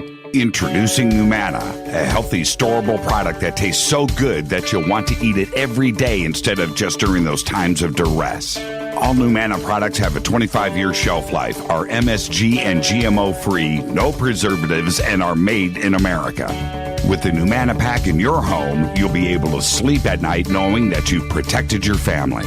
Not only have I tasted and tested, I own it. Now you can too. Just click on the Numana banner on JimmyChurchRadio.com and use the promo code Jimmy when you order. In addition to a discount, we'll send you an autographed Fade to Black t-shirt. Seriously. Go Beckley Tappy. Do you worry a lot? Whether you're a college student, busy professional, parent, or grandparent, ongoing stress and elevated levels of the stress hormone cortisol can rob your memory, your health, and your future. Now you can combat the effects of stress and anxiety while improving your memory and recall at the same time with the dietary supplement Calm and Clever. Studies show that the ingredients in Calm and Clever reduce cortisol by as much as 30% in 1 to 2 weeks. Call 1-800-758-8746 or calmandclever.com. You listen to us, and we listen to you. And so does the CIA. KGRARadio.com. Hi, folks. CBD is the home run hitter for health right now. Why, you ask? Because of what it does for the body. Unfortunately, I can't tell you all about the benefit. There's reasons. Do your due diligence and log on to ancientlifeoil.com. That's ancientlifeoil.com. Ancient Life Oil uses organic ingredients and is blended in coconut oil for some of the best benefits. Legal in 50 states and non-psychoactive. Log on to ancientlifeoil.com. That's ancientlifeoil.com. You are listening to Fade to Black with Jimmy Church on the Game Changer Network. Oi, oi, I'm Reese Evans. You're listening to Jimmy Church. This is Revolution. The revolution will not be televised. The revolution is on radio. Ciao.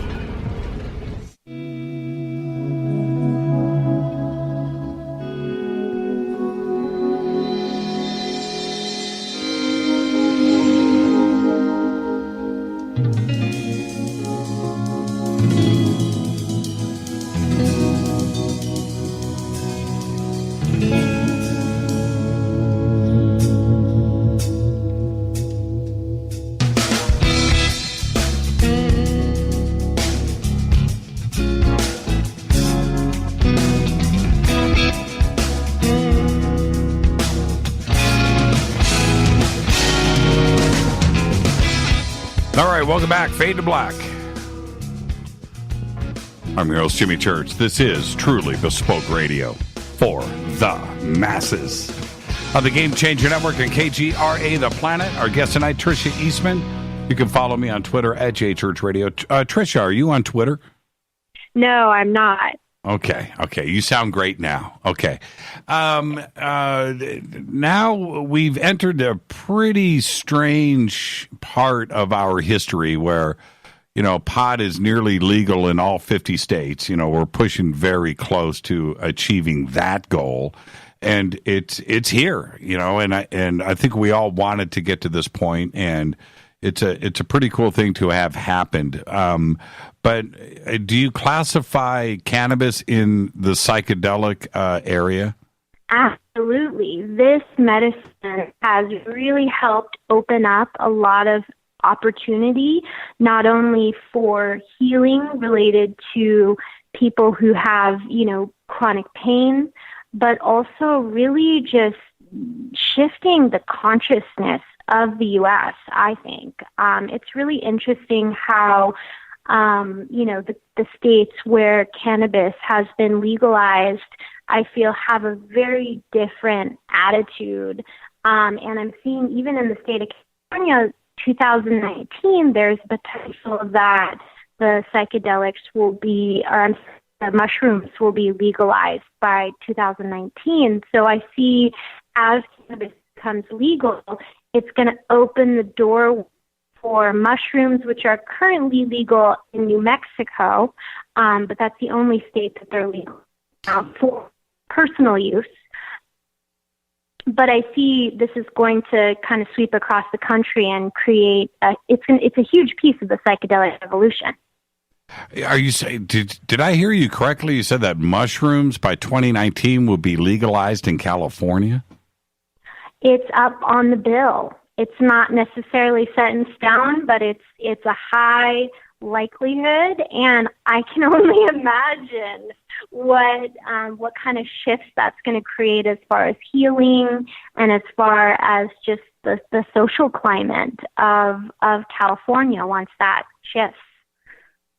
With the chemical compounds, though, in mushrooms, I can only imagine what the DEA would come in and say. It would be one thing to legalize it at the state level, but the federal laws would never be changed.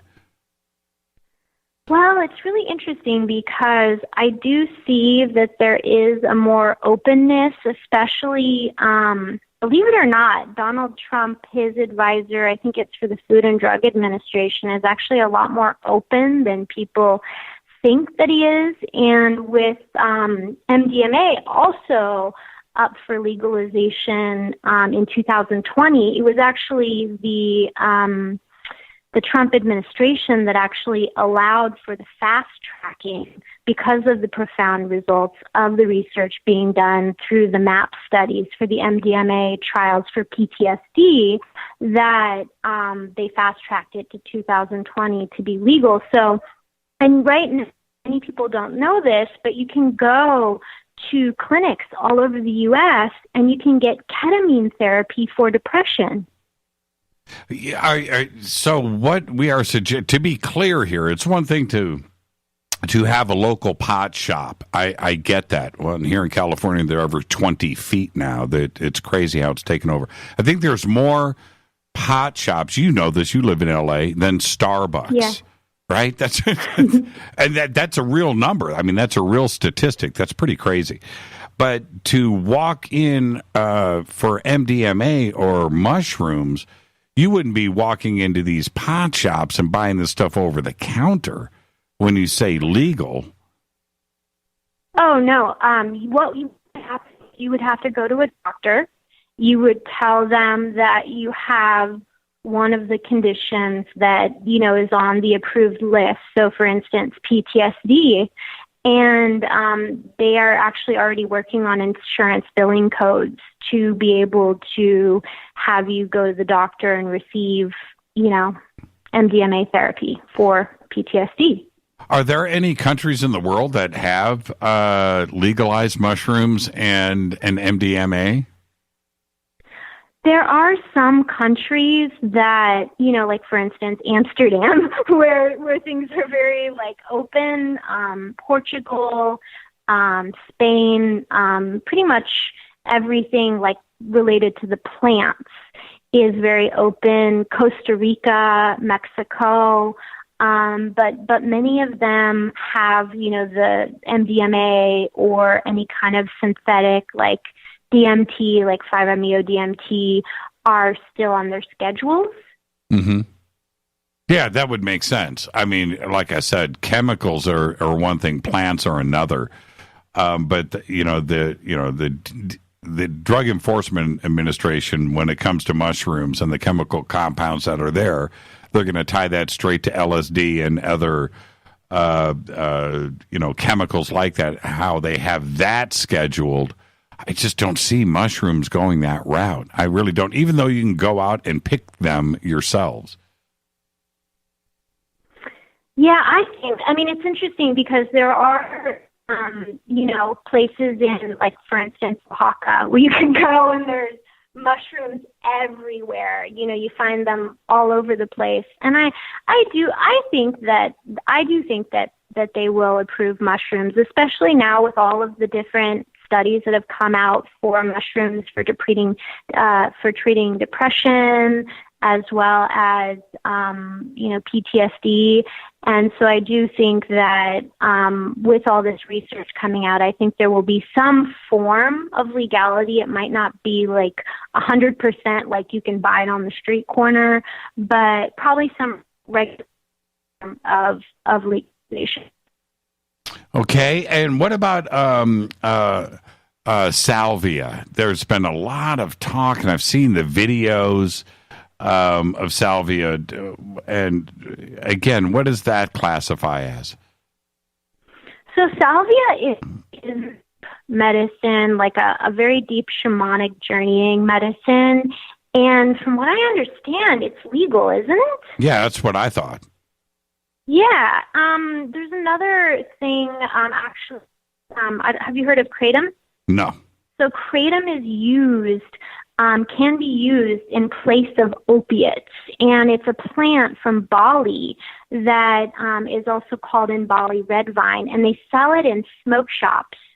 And it's currently not regulated. So right now, salvia and red vine both have to be labeled not for human consumption. And you can only buy it, from what I understand, in smoke shops. Really? And it has the same effects as heroin or opiates? It has the same pain relieving effects. You have to take a lot of it to have a full effect. For instance, some people take up to 30 capsules to have that effect. But for someone who isn't necessarily someone who is, using opiates, they might take 1 to 3 capsules and have a really profound effect just for minor pain relief. Yeah, and when it comes to ayahuasca and Iboga and its effects for addiction, and certainly we have an opiate epidemic, that is crazy right now in the United States, but also Big Pharma sells a lot of pills. They sell a lot. They make a lot of money off of this, and I think that they would be very against ayahuasca treatment or Iboga treatment for opiate addiction because their profits go away.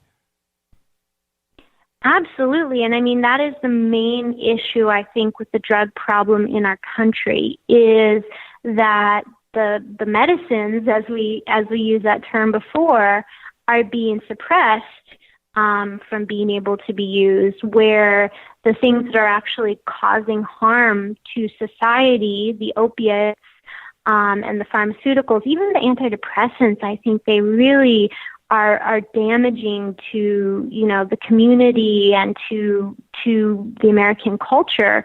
And those are, being handed out like candy. So is there a conspiracy? Is there a conspiracy by Big Pharma? Surely they're aware of the benefits of Iboga and ayahuasca. Is there a conspiracy that is out there fighting this? I truly believe there is, but I don't think it's going to last for long because I do believe that, for instance, there are certain states where the opiate addiction is so bad that there's people dying from overdoses in very large numbers on a daily basis. And, they're just getting to the point where they have to do something. And those are the states that are starting to put bills out to try to get Ibogaine approved for use for testing in those states. So I do see that there is going to be a shift because there's no way we can keep on this trajectory and just keep, falling further and further into these addictions and this disease. I'm your host, Jimmy Church. This is Fade to Black. Our guest tonight, Tricia Eastman. We'll be right back. Stay with us.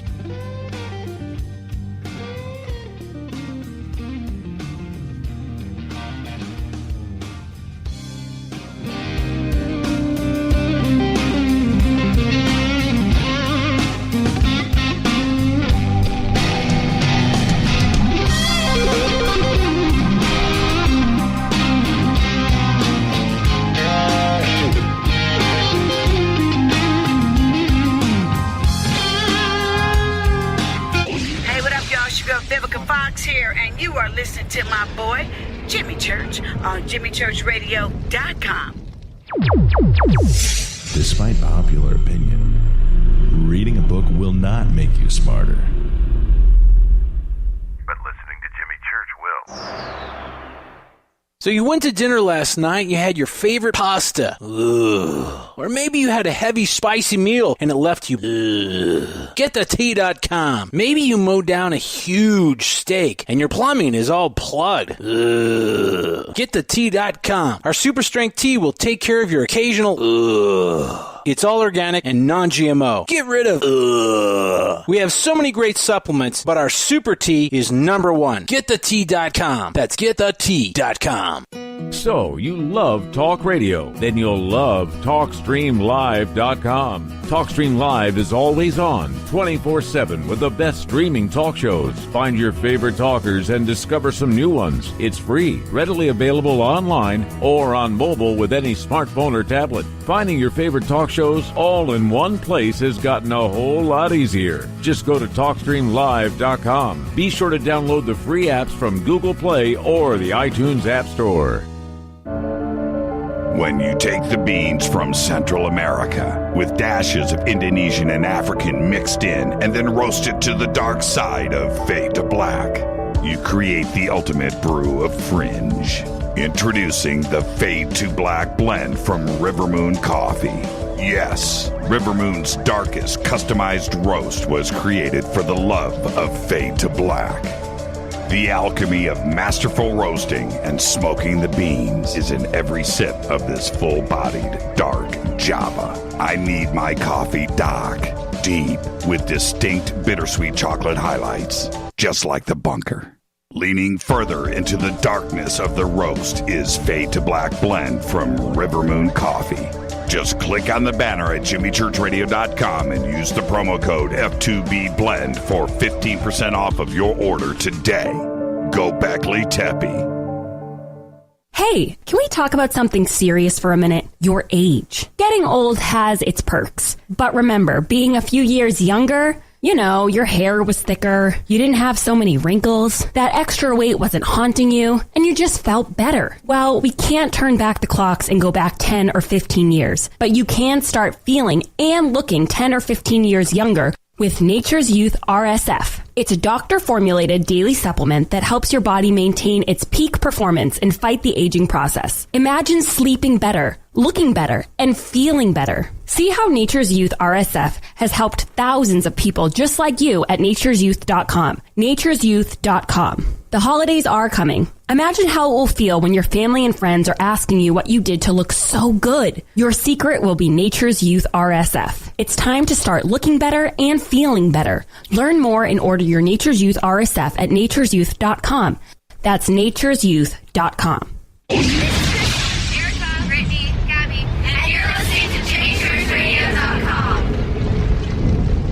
It's not a lifestyle we chose. We were born this way. KGRARadio.com.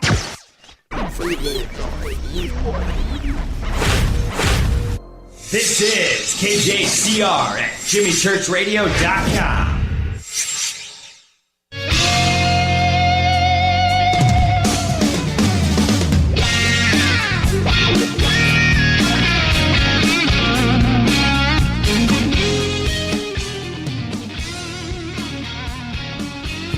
All right, welcome back. Fade to Black.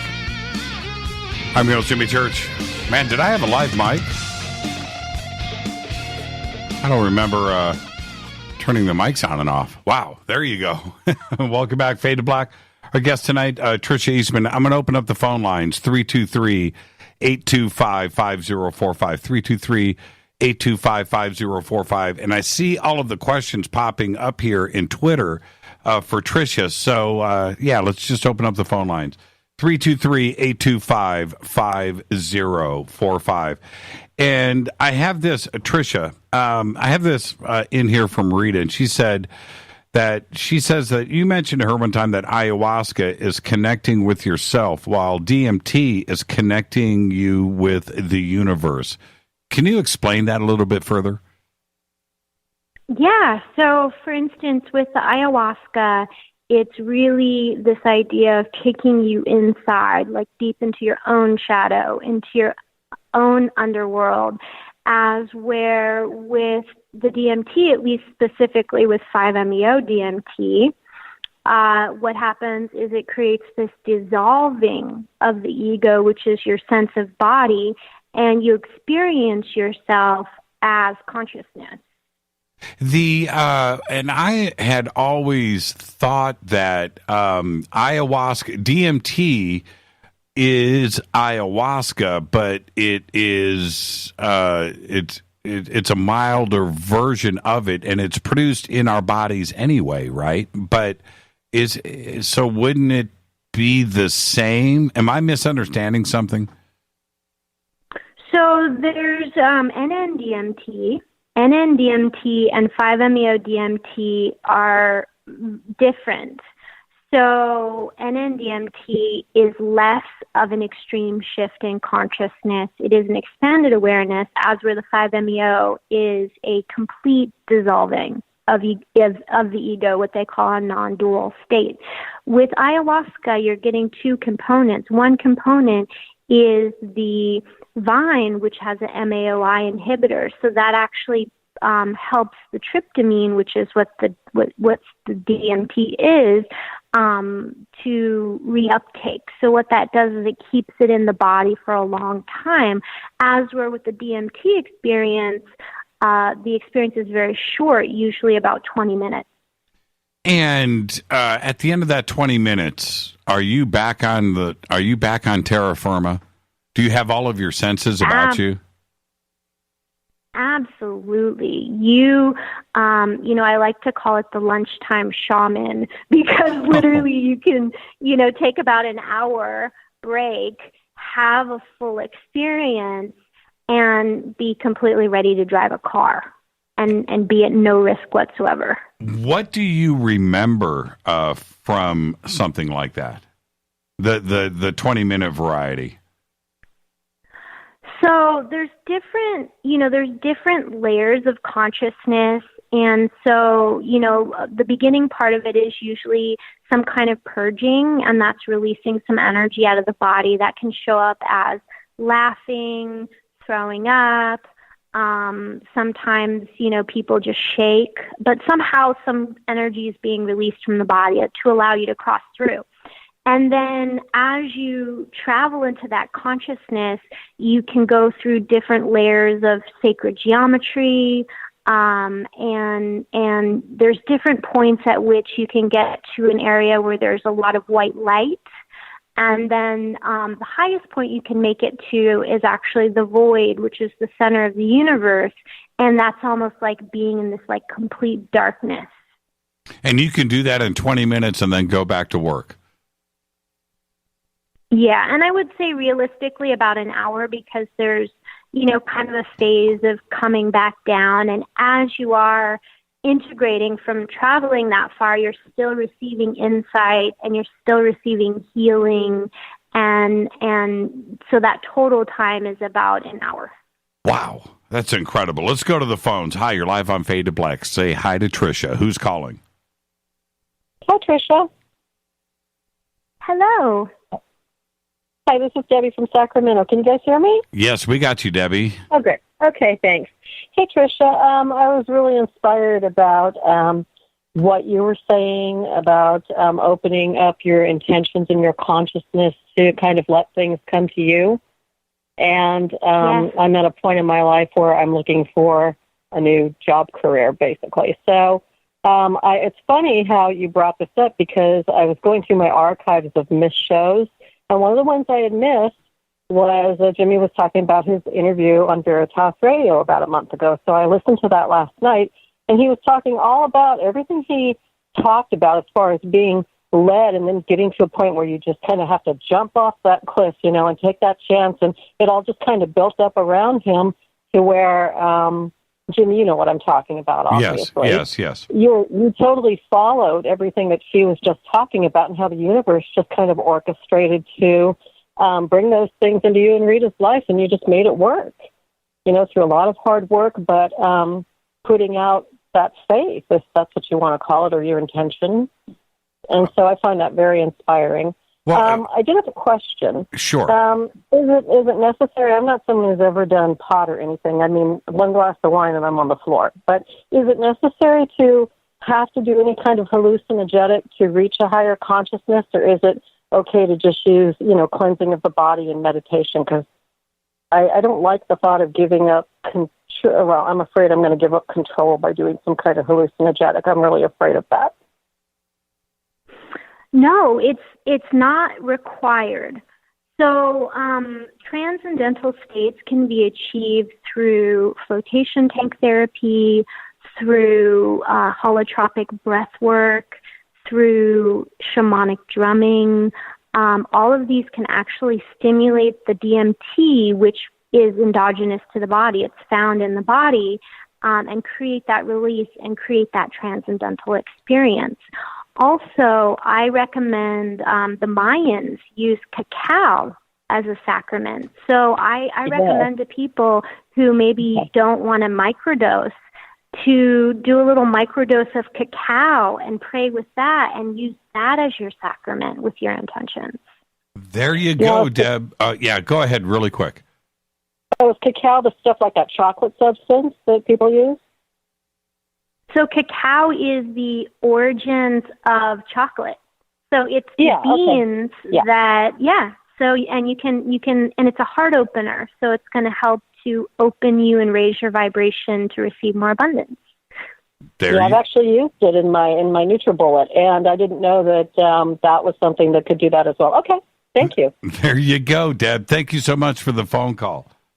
Thank you, you guys. Have a good night. Yeah, you too. Chocolate, really? Yeah, it's it increases blood flow in the body, opens up the heart chakra, and when you open up your heart, your ability to manifest amplifies. And I've seen people have psychedelic experiences on really good, pure cacao. Well, I've never, done DMT or ayahuasca, but I've certainly been able to go into the zone that we're referring to here, and from different experiences. But I've always found that interesting. But I want to get back to DMT in a second. Let's stay on the phones. Hi, you're live on Fade to Black. Say hi to Tricia. You're live. Hey, can you hear me? Yes. Hey, Tricia. I'm just calling because I heard y'all talk about kratom for a little bit. I just want to say I've been taking kratom now for a year. It actually got me off of some pretty bad stuff that I used to be on. And could you, tell me, is there anything too bad about it? As far as research on kratom, there haven't been enough studies to prove any harm. Of course, the U.S. government would like to say otherwise to make it illegal so that people don't have that alternative that's very affordable to use in place of opiates. I would say, though, that it does have addictive properties to it, and so you do want to really monitor yourself, because I think that anything that we overdo can become an addiction. And the only thing I would say is when you do really high quantities of something like that, it can be taxing on the liver. And so you just want to make sure that you're really just, keeping it in check.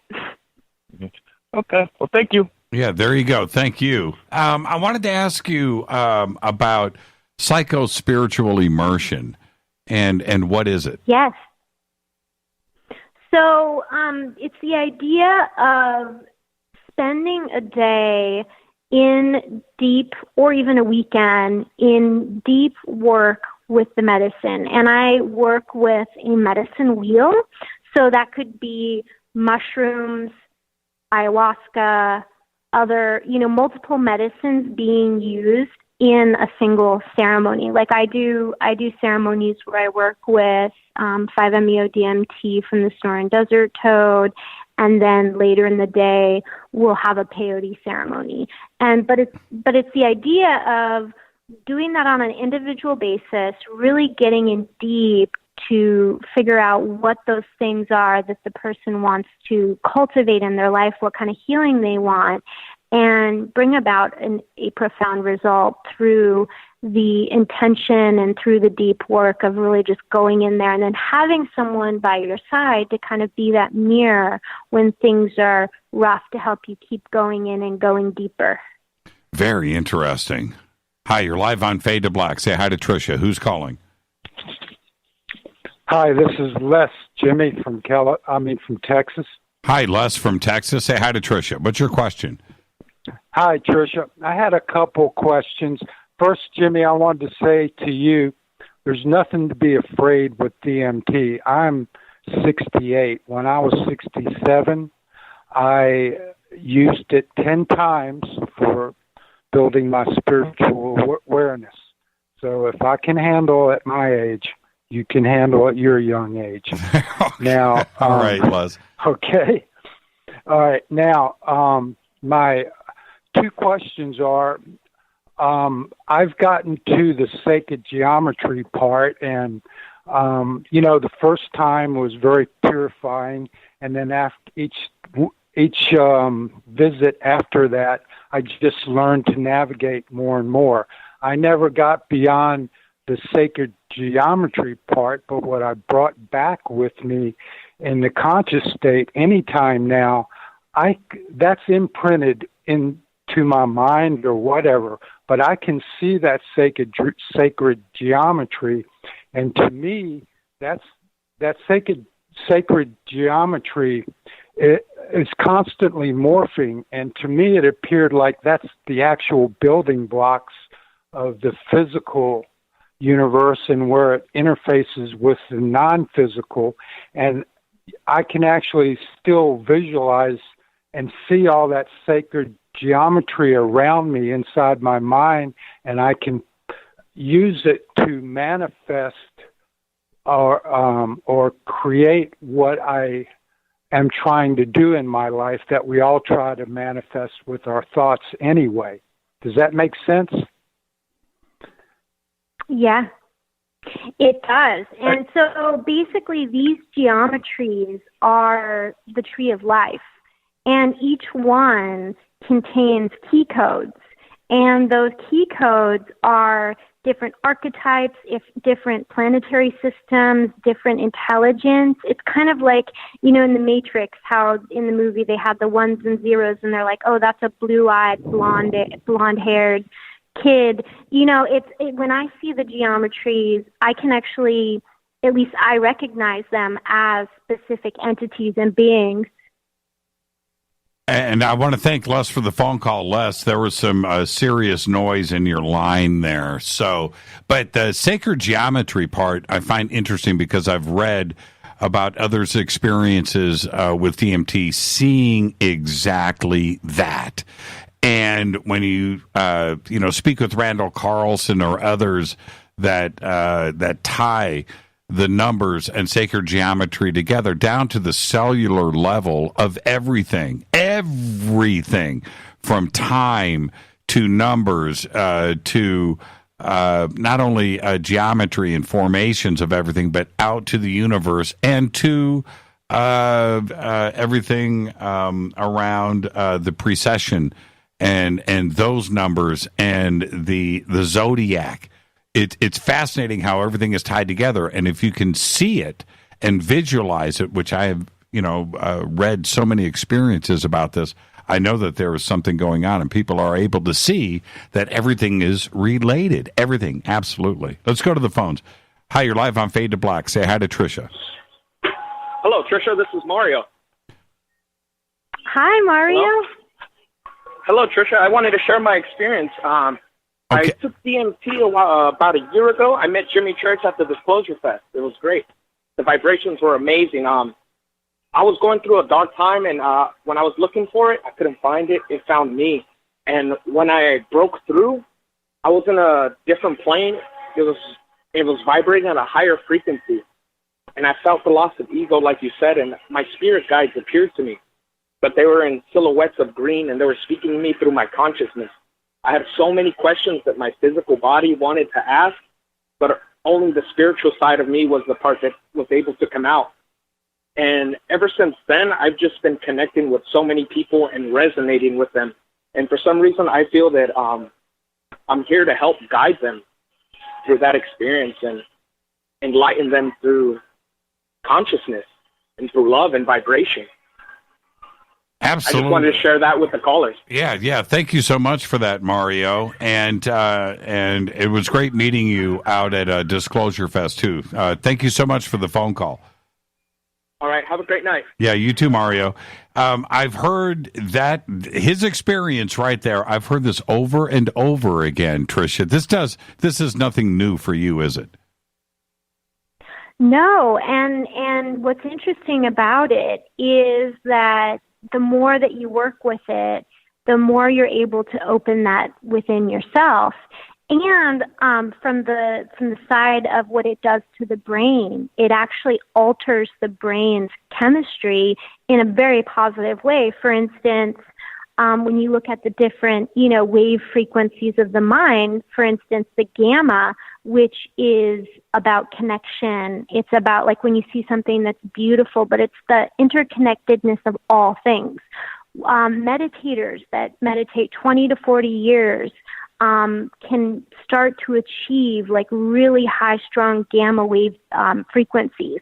When you take DMT, it actually creates a relationship to your body, which activates that within your mind. But then even after taking it, you're able to access it through meditation or through other modalities, such as like a flotation tank or holotropic breath work.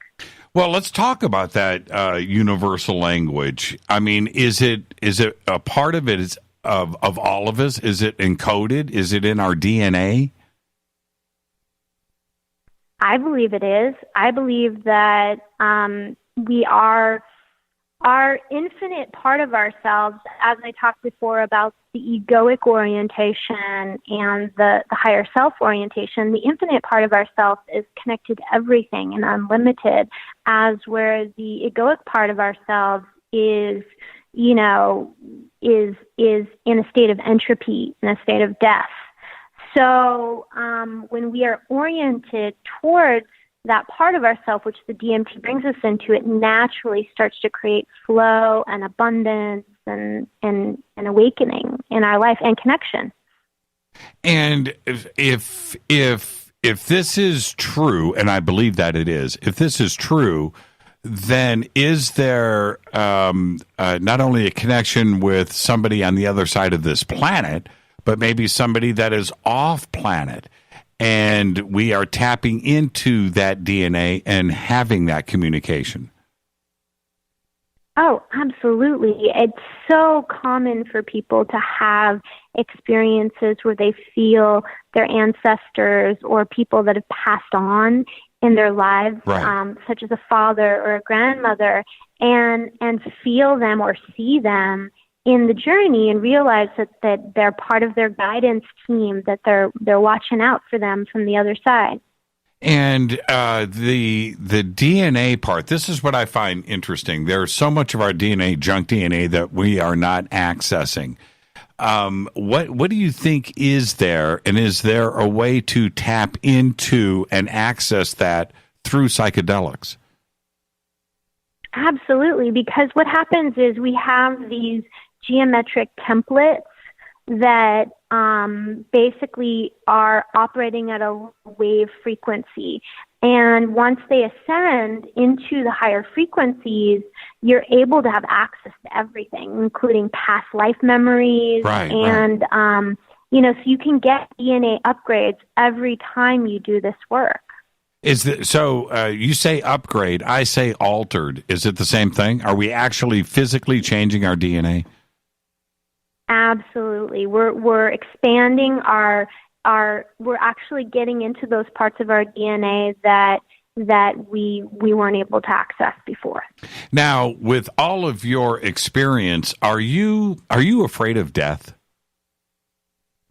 It's interesting because as a egoic person, like being myself, Tricia, there's still a part of me that's afraid of dying, but actually very little fear. But the truth is, I really, truly have seen through the psychedelics that we are immortal beings, that not only that, but society created these restrictions of how healthy we can live and how long we can live. And I think that as these psychedelics start to emerge, people are going to live longer. Like, I think people will start living to like 100, 130, maybe even farther than that. Why are we programmed to be afraid of death?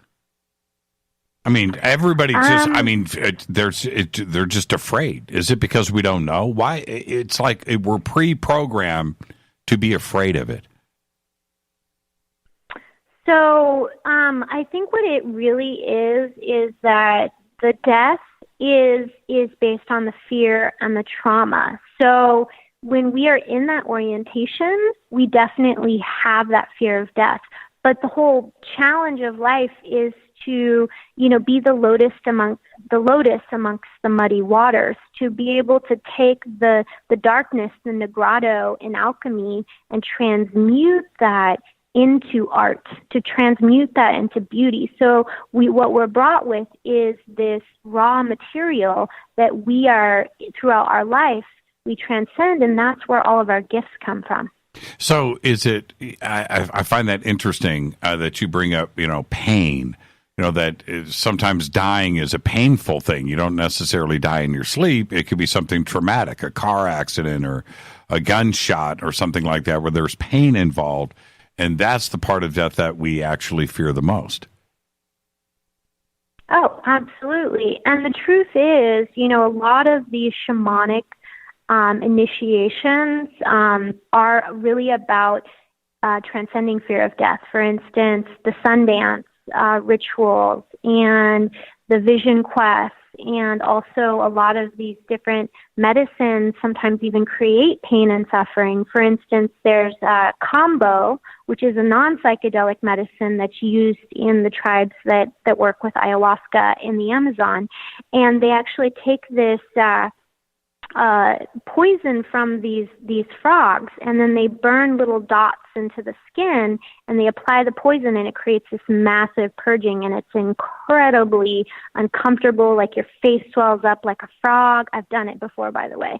And your heart starts beating really fast, and you just start uncontrollably like throwing up, and you think, why would anyone want to do that? And the truth is, it cleans out the body. And it also, like I feel, when you are conditioned or put in a controlled environment where you know you're safe and you have to face something that's really scary, afterwards you create this new level of like fearlessness and like strength. Well, I can imagine. Let's take a break. I need, can you hang out and do a little overtime with us? Yeah. Yeah, we need to. We had some downtime, so let's do a little overtime with Tricia Eastman. Now, Tricia, when we come back, you've had some pretty amazing experiences with DMT, 5-MeO, and also, Toad ceremonies and ayahuasca. I want you to share some of your experiences with our audience, and we'll do that when we come back. Our guest tonight, Tricia Eastman, Inner Alchemy. I'm your host, Jimmy Church. We'll be right back.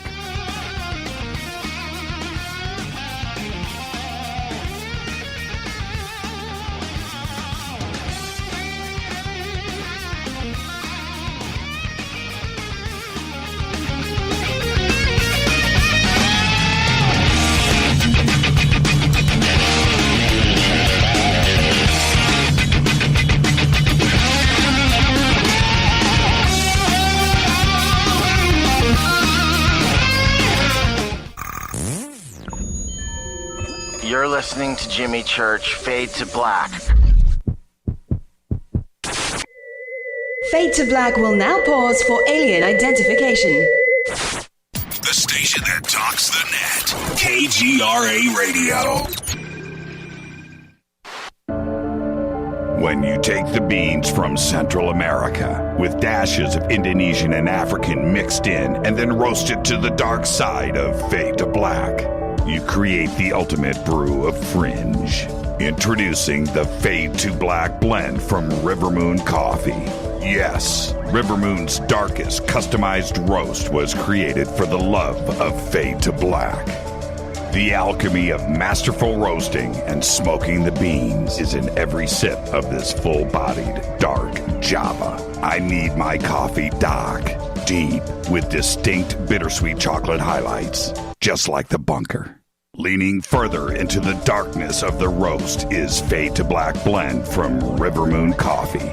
Just click on the banner at jimmychurchradio.com and use the promo code F2BBLEND for 15% off of your order today.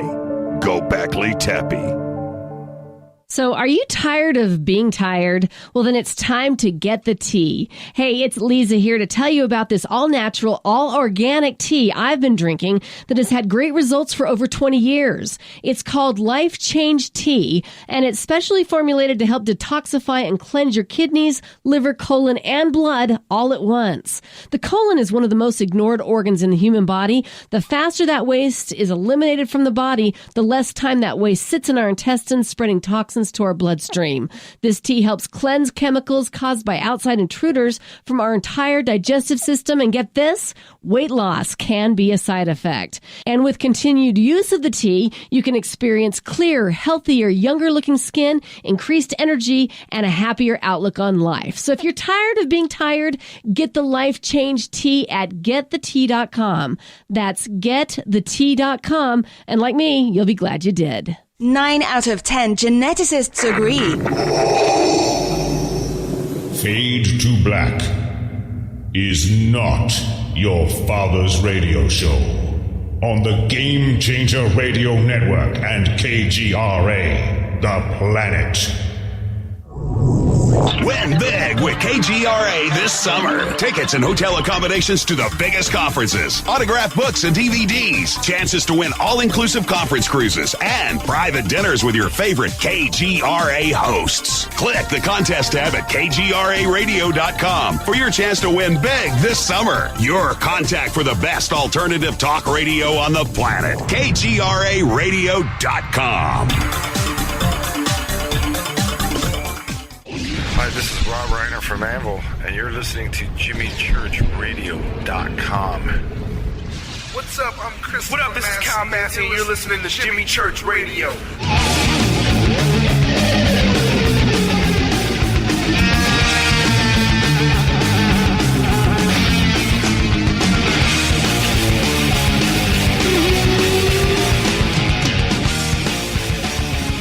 All right, welcome back. Faded Black. I'm your host, Jimmy Church. Our guest tonight, Tricia Eastman. We're doing a little overtime tonight.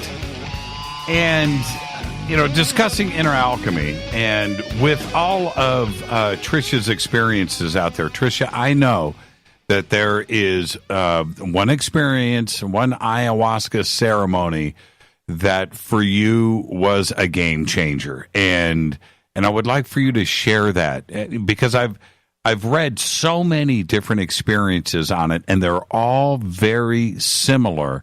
And I'm interested. I want to know if they are all, I don't want to say the same because they are not. They're different but the same. So can you share the one with us?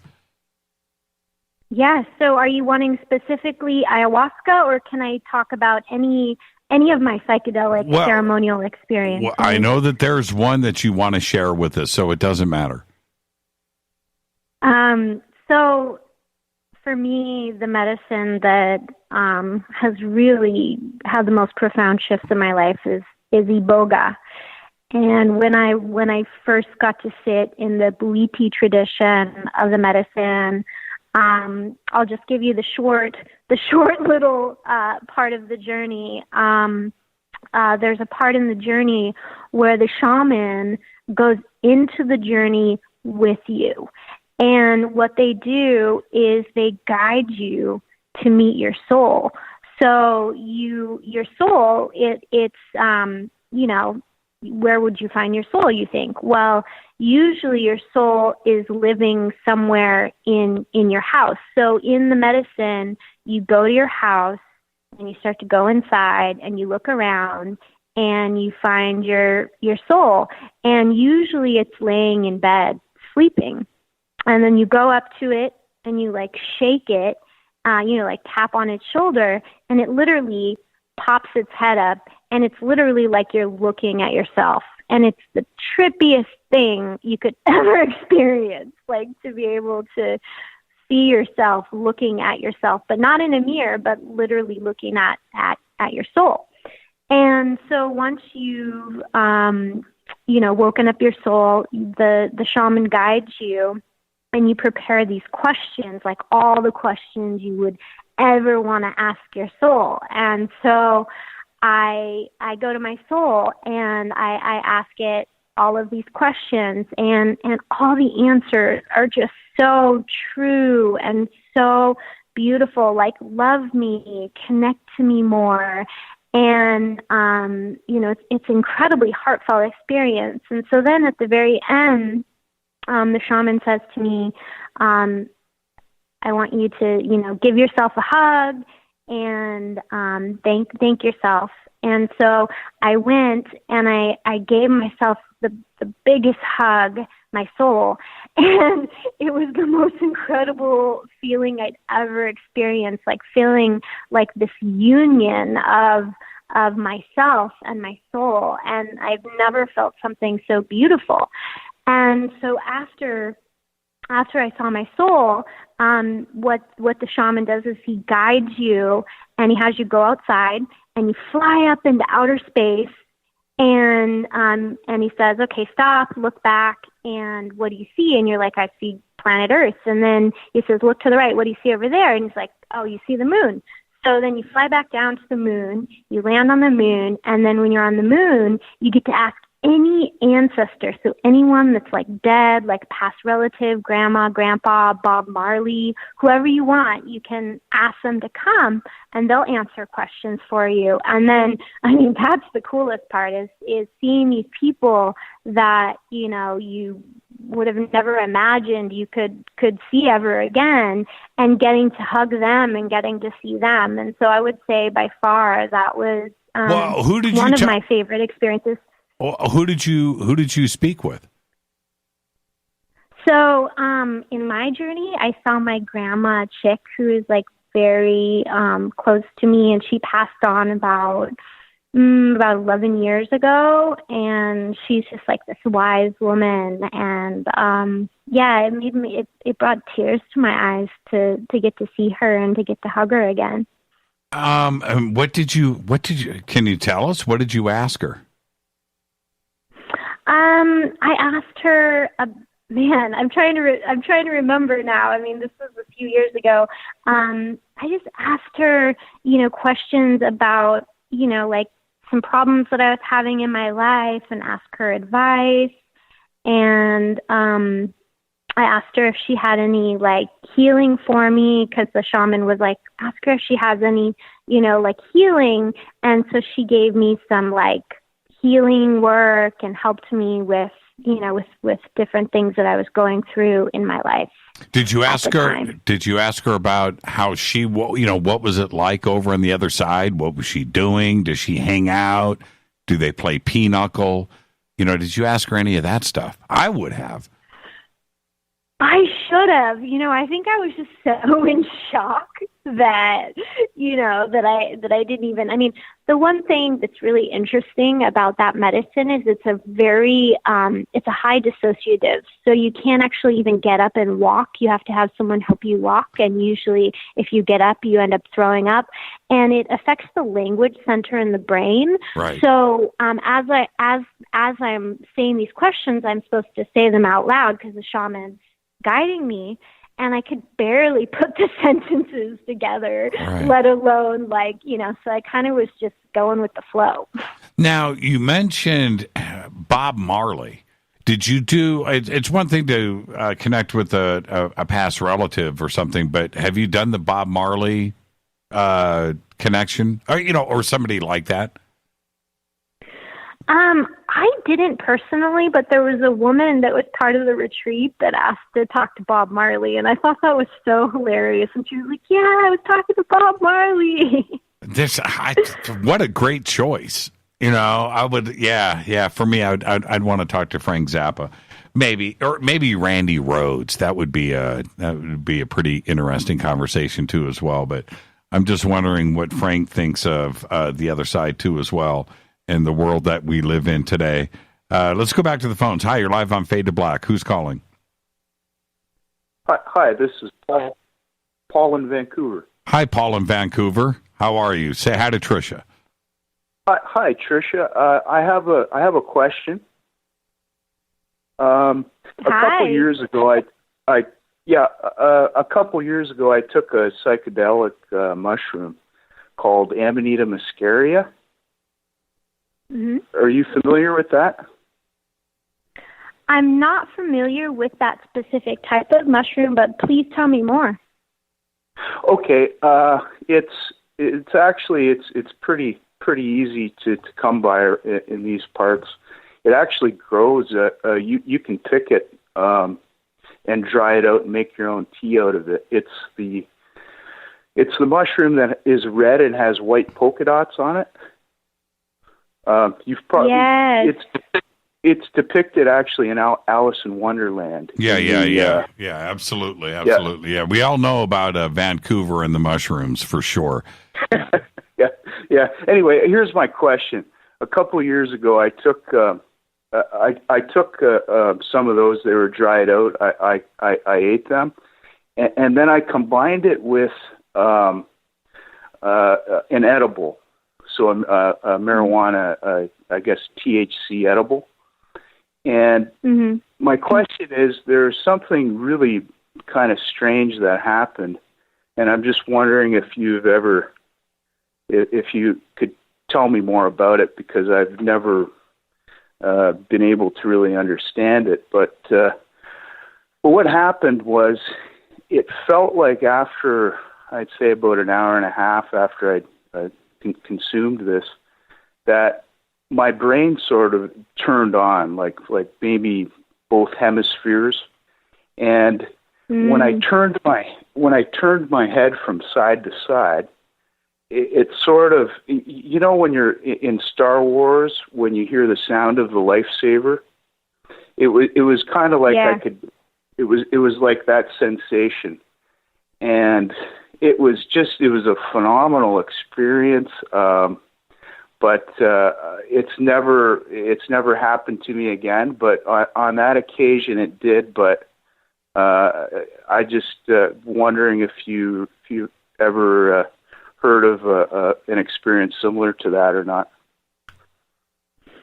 Well, it's interesting because there's two things that could have created that. And the first is the equilibrium, because what happens is when you take high levels of certain psychedelics, especially if you're combining different things, it can create a slightly dissociative effect, and that can kind of give you that like feeling of you know, like a different level of balance. And then the other piece is that mushrooms commonly have a side effect of tracers. And so it could be the combination of when you are moving your head, the way that the visual perception was shifting, combined with the dissociative kind of, you know, effect on the eardrums or whatever you want to call that, could have created that. But that's just my hypothesis, so I can't say for sure. Okay. Yeah. All right. There you go. And so was everything okay since then, though?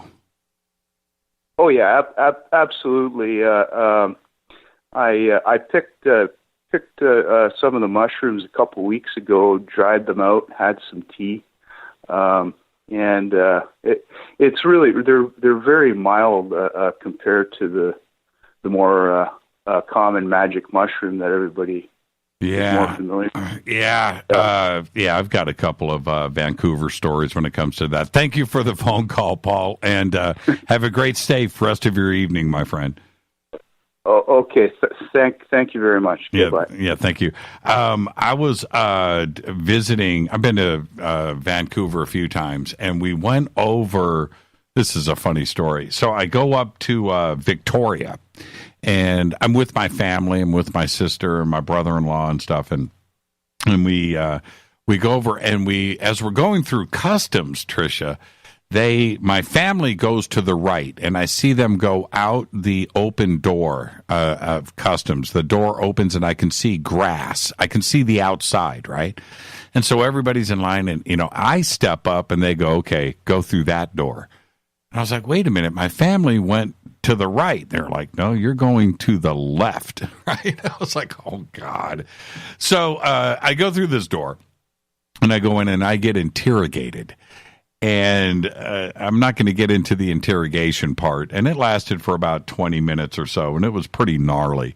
And at the end of all of this interrogation about why I'm up there, I'm like, man, I'm just, I'm a tourist. I'm here to spend money. It's the Strawberry Festival. We're doing, and he get to and he's like, are you here to pick mushrooms? I'm like, mushrooms? Is that what you guys? No, I have no idea what. And it was like it was like this stare down that these guys gave me. And so, in the end, obviously they let me go, and I walk out of the building, and I connect back up with my family. The rest of the day, they had two, male and female, undercover cops following us.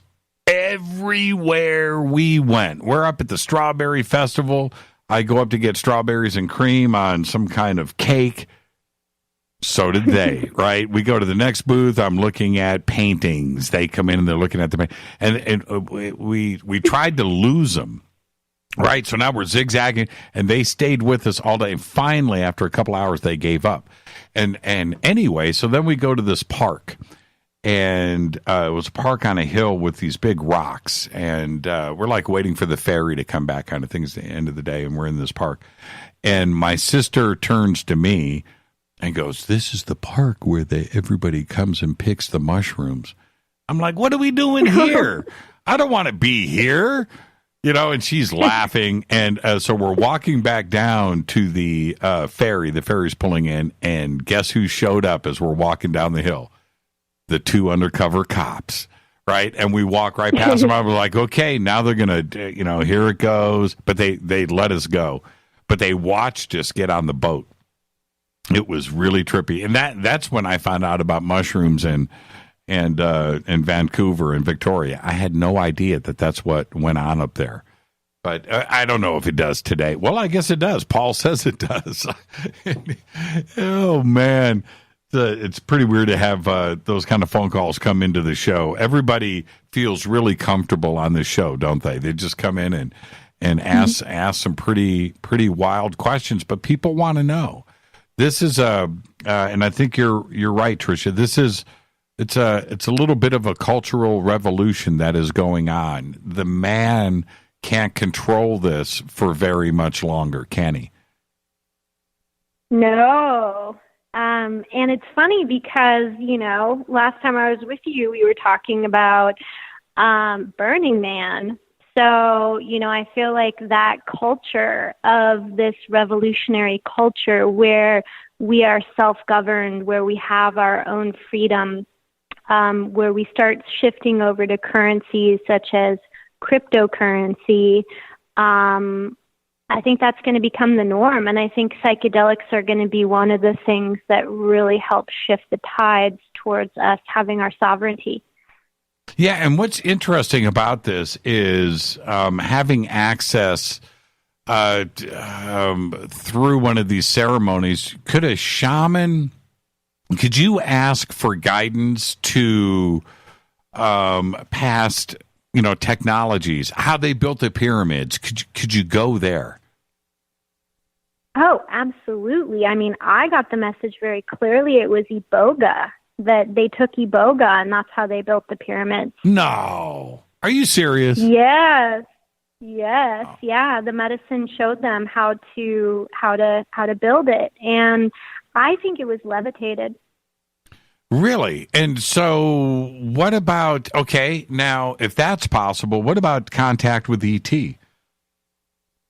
Oh, 100%. I would say that, in these research studies that have been coming out about mushrooms and all these different things, one of the main things people talk about are the entities that they encounter. There's different types of praying mantis aliens and sometimes people have encounters with the Greys in the astral realm. And so, yeah, it's very common. And, I would say, even further that I really put the story of like the angels and like the ascended masters and all that kind of in that whole galactic bucket. And that's fascinating. And is it possible to, are some of these ceremonies, could it be, custom fit? Could I if I did do ayahuasca, could I just have an ET experience if that's what I wanted? I mean, if you went in with the question of I understand the extraterrestrials, absolutely yes, and I would highly recommend, connecting to benevolent extraterrestrials. Sure. And setting that intention. But you could absolutely receive insight, and sometimes people have these extraterrestrials come and answer questions for them, or give guidance, or do healing on their body. That's fascinating. I mean, if I did it, that's probably, and I'm saying a big if, and who knows what's going to happen with me next year at Burning Man. I think the one thing that I have to do at Burning Man is I have to run around naked with body paint. Oh, that's a must. I mean, you can't go to Burning Man without at least having half the clothes you would normally wear. Yeah, that's what I'm thinking. I'm thinking body paint. All right. Now, tomorrow night, what time does everything start? It starts at 7:00. And tickets still available? There are some left, but probably not for long. So, I would definitely go for it because we've sold a lot of tickets. And the last one I did in New York at the Alchemist Kitchen sold out completely. So what can everybody expect tomorrow night, and how long? Everybody gets there. What is it? Is it multimedia? Is there a question and answer? What can they expect tomorrow night? So there'll be a combination of sharing some information, more teaching style, along with some interactive learning, intuitive exercises, and meditation.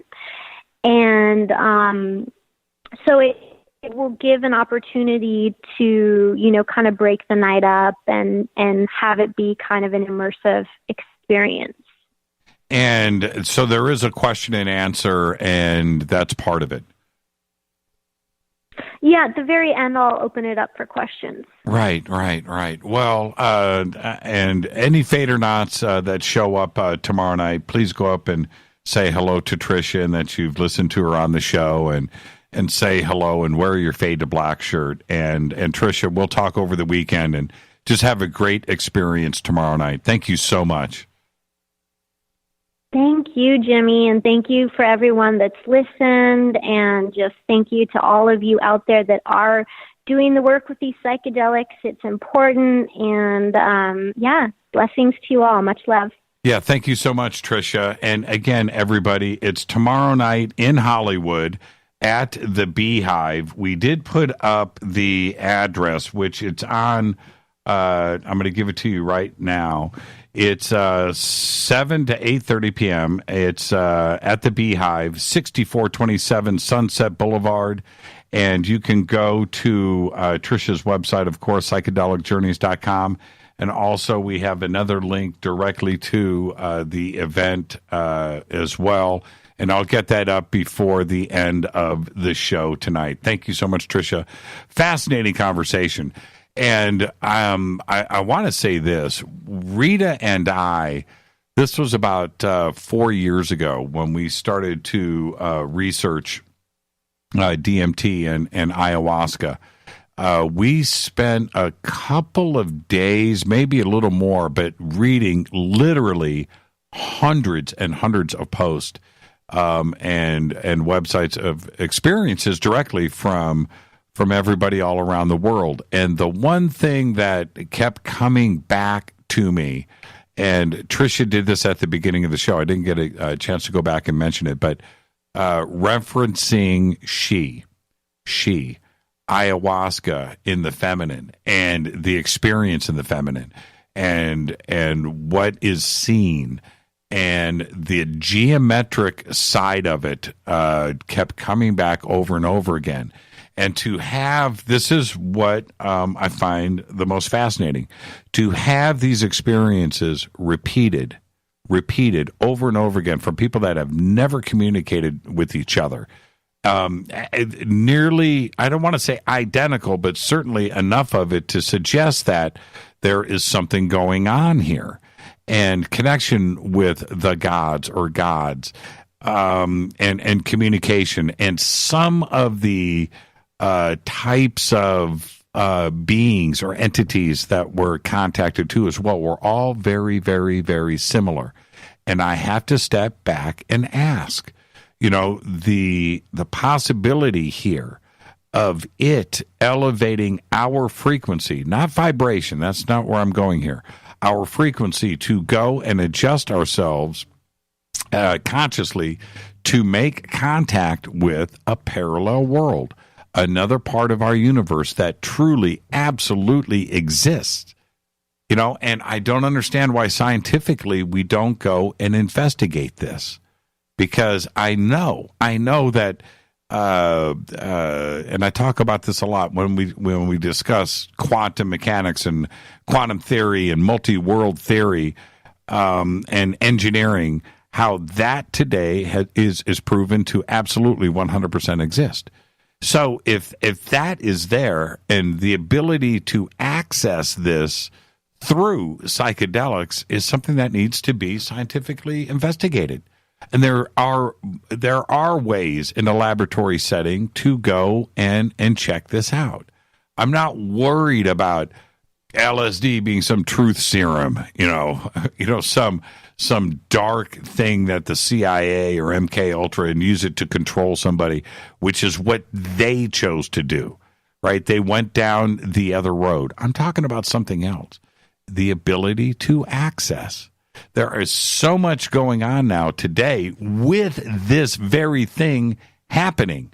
And I'm talking about not only seeing things in the sky or plasma or interdimensional beings or the Mandela effect or the possibility of time shifts or things overlapping over each other from something else and bleeding into our timeline. There is evidence of this. And I'm just wondering why we don't go and try to figure out how to get there, how to see it. Where's the proof?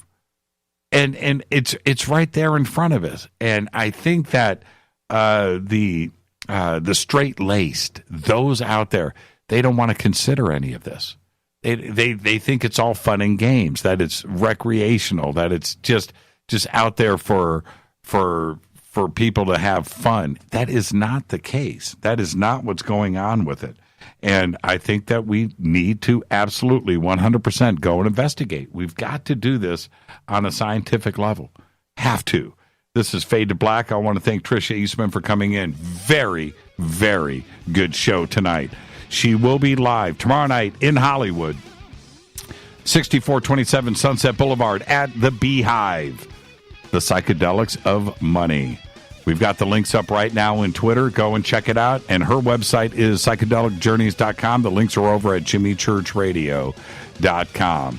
That concludes another episode right now of Fade to Black. Tomorrow night, don't forget, William Henry is going to be right here. We're going to do a full night on Egypt. Fade to Black's executive producer is Rita Kamarian. Show is produced by Hilton J. Paul, Mark D. Cover, LJ3, Renee. Thank you, Jonas. Thank you, Dennis. Thank you, Bob. Fadey by Dale, Webmaster, Drew the Geek, Music, Doug Aldrich, Intro, Spaceboy, SpaceboyMusic.com. Fade to Black is produced by KJCR for the Game Changer Network, and syndication is KGRA, The Planet. This broadcast is only copyrighted 2017 by Fade to Black and the Game Changer Network. It cannot be rebroadcast, downloaded, copied, or used anywhere in the known universe without written permission from Fade to Black or the Game Changer Network. I'm your host, Jimmy Church. Follow me on Twitter at JChurchRadio. Until tomorrow night, everybody be safe. Go Beckley Tappy.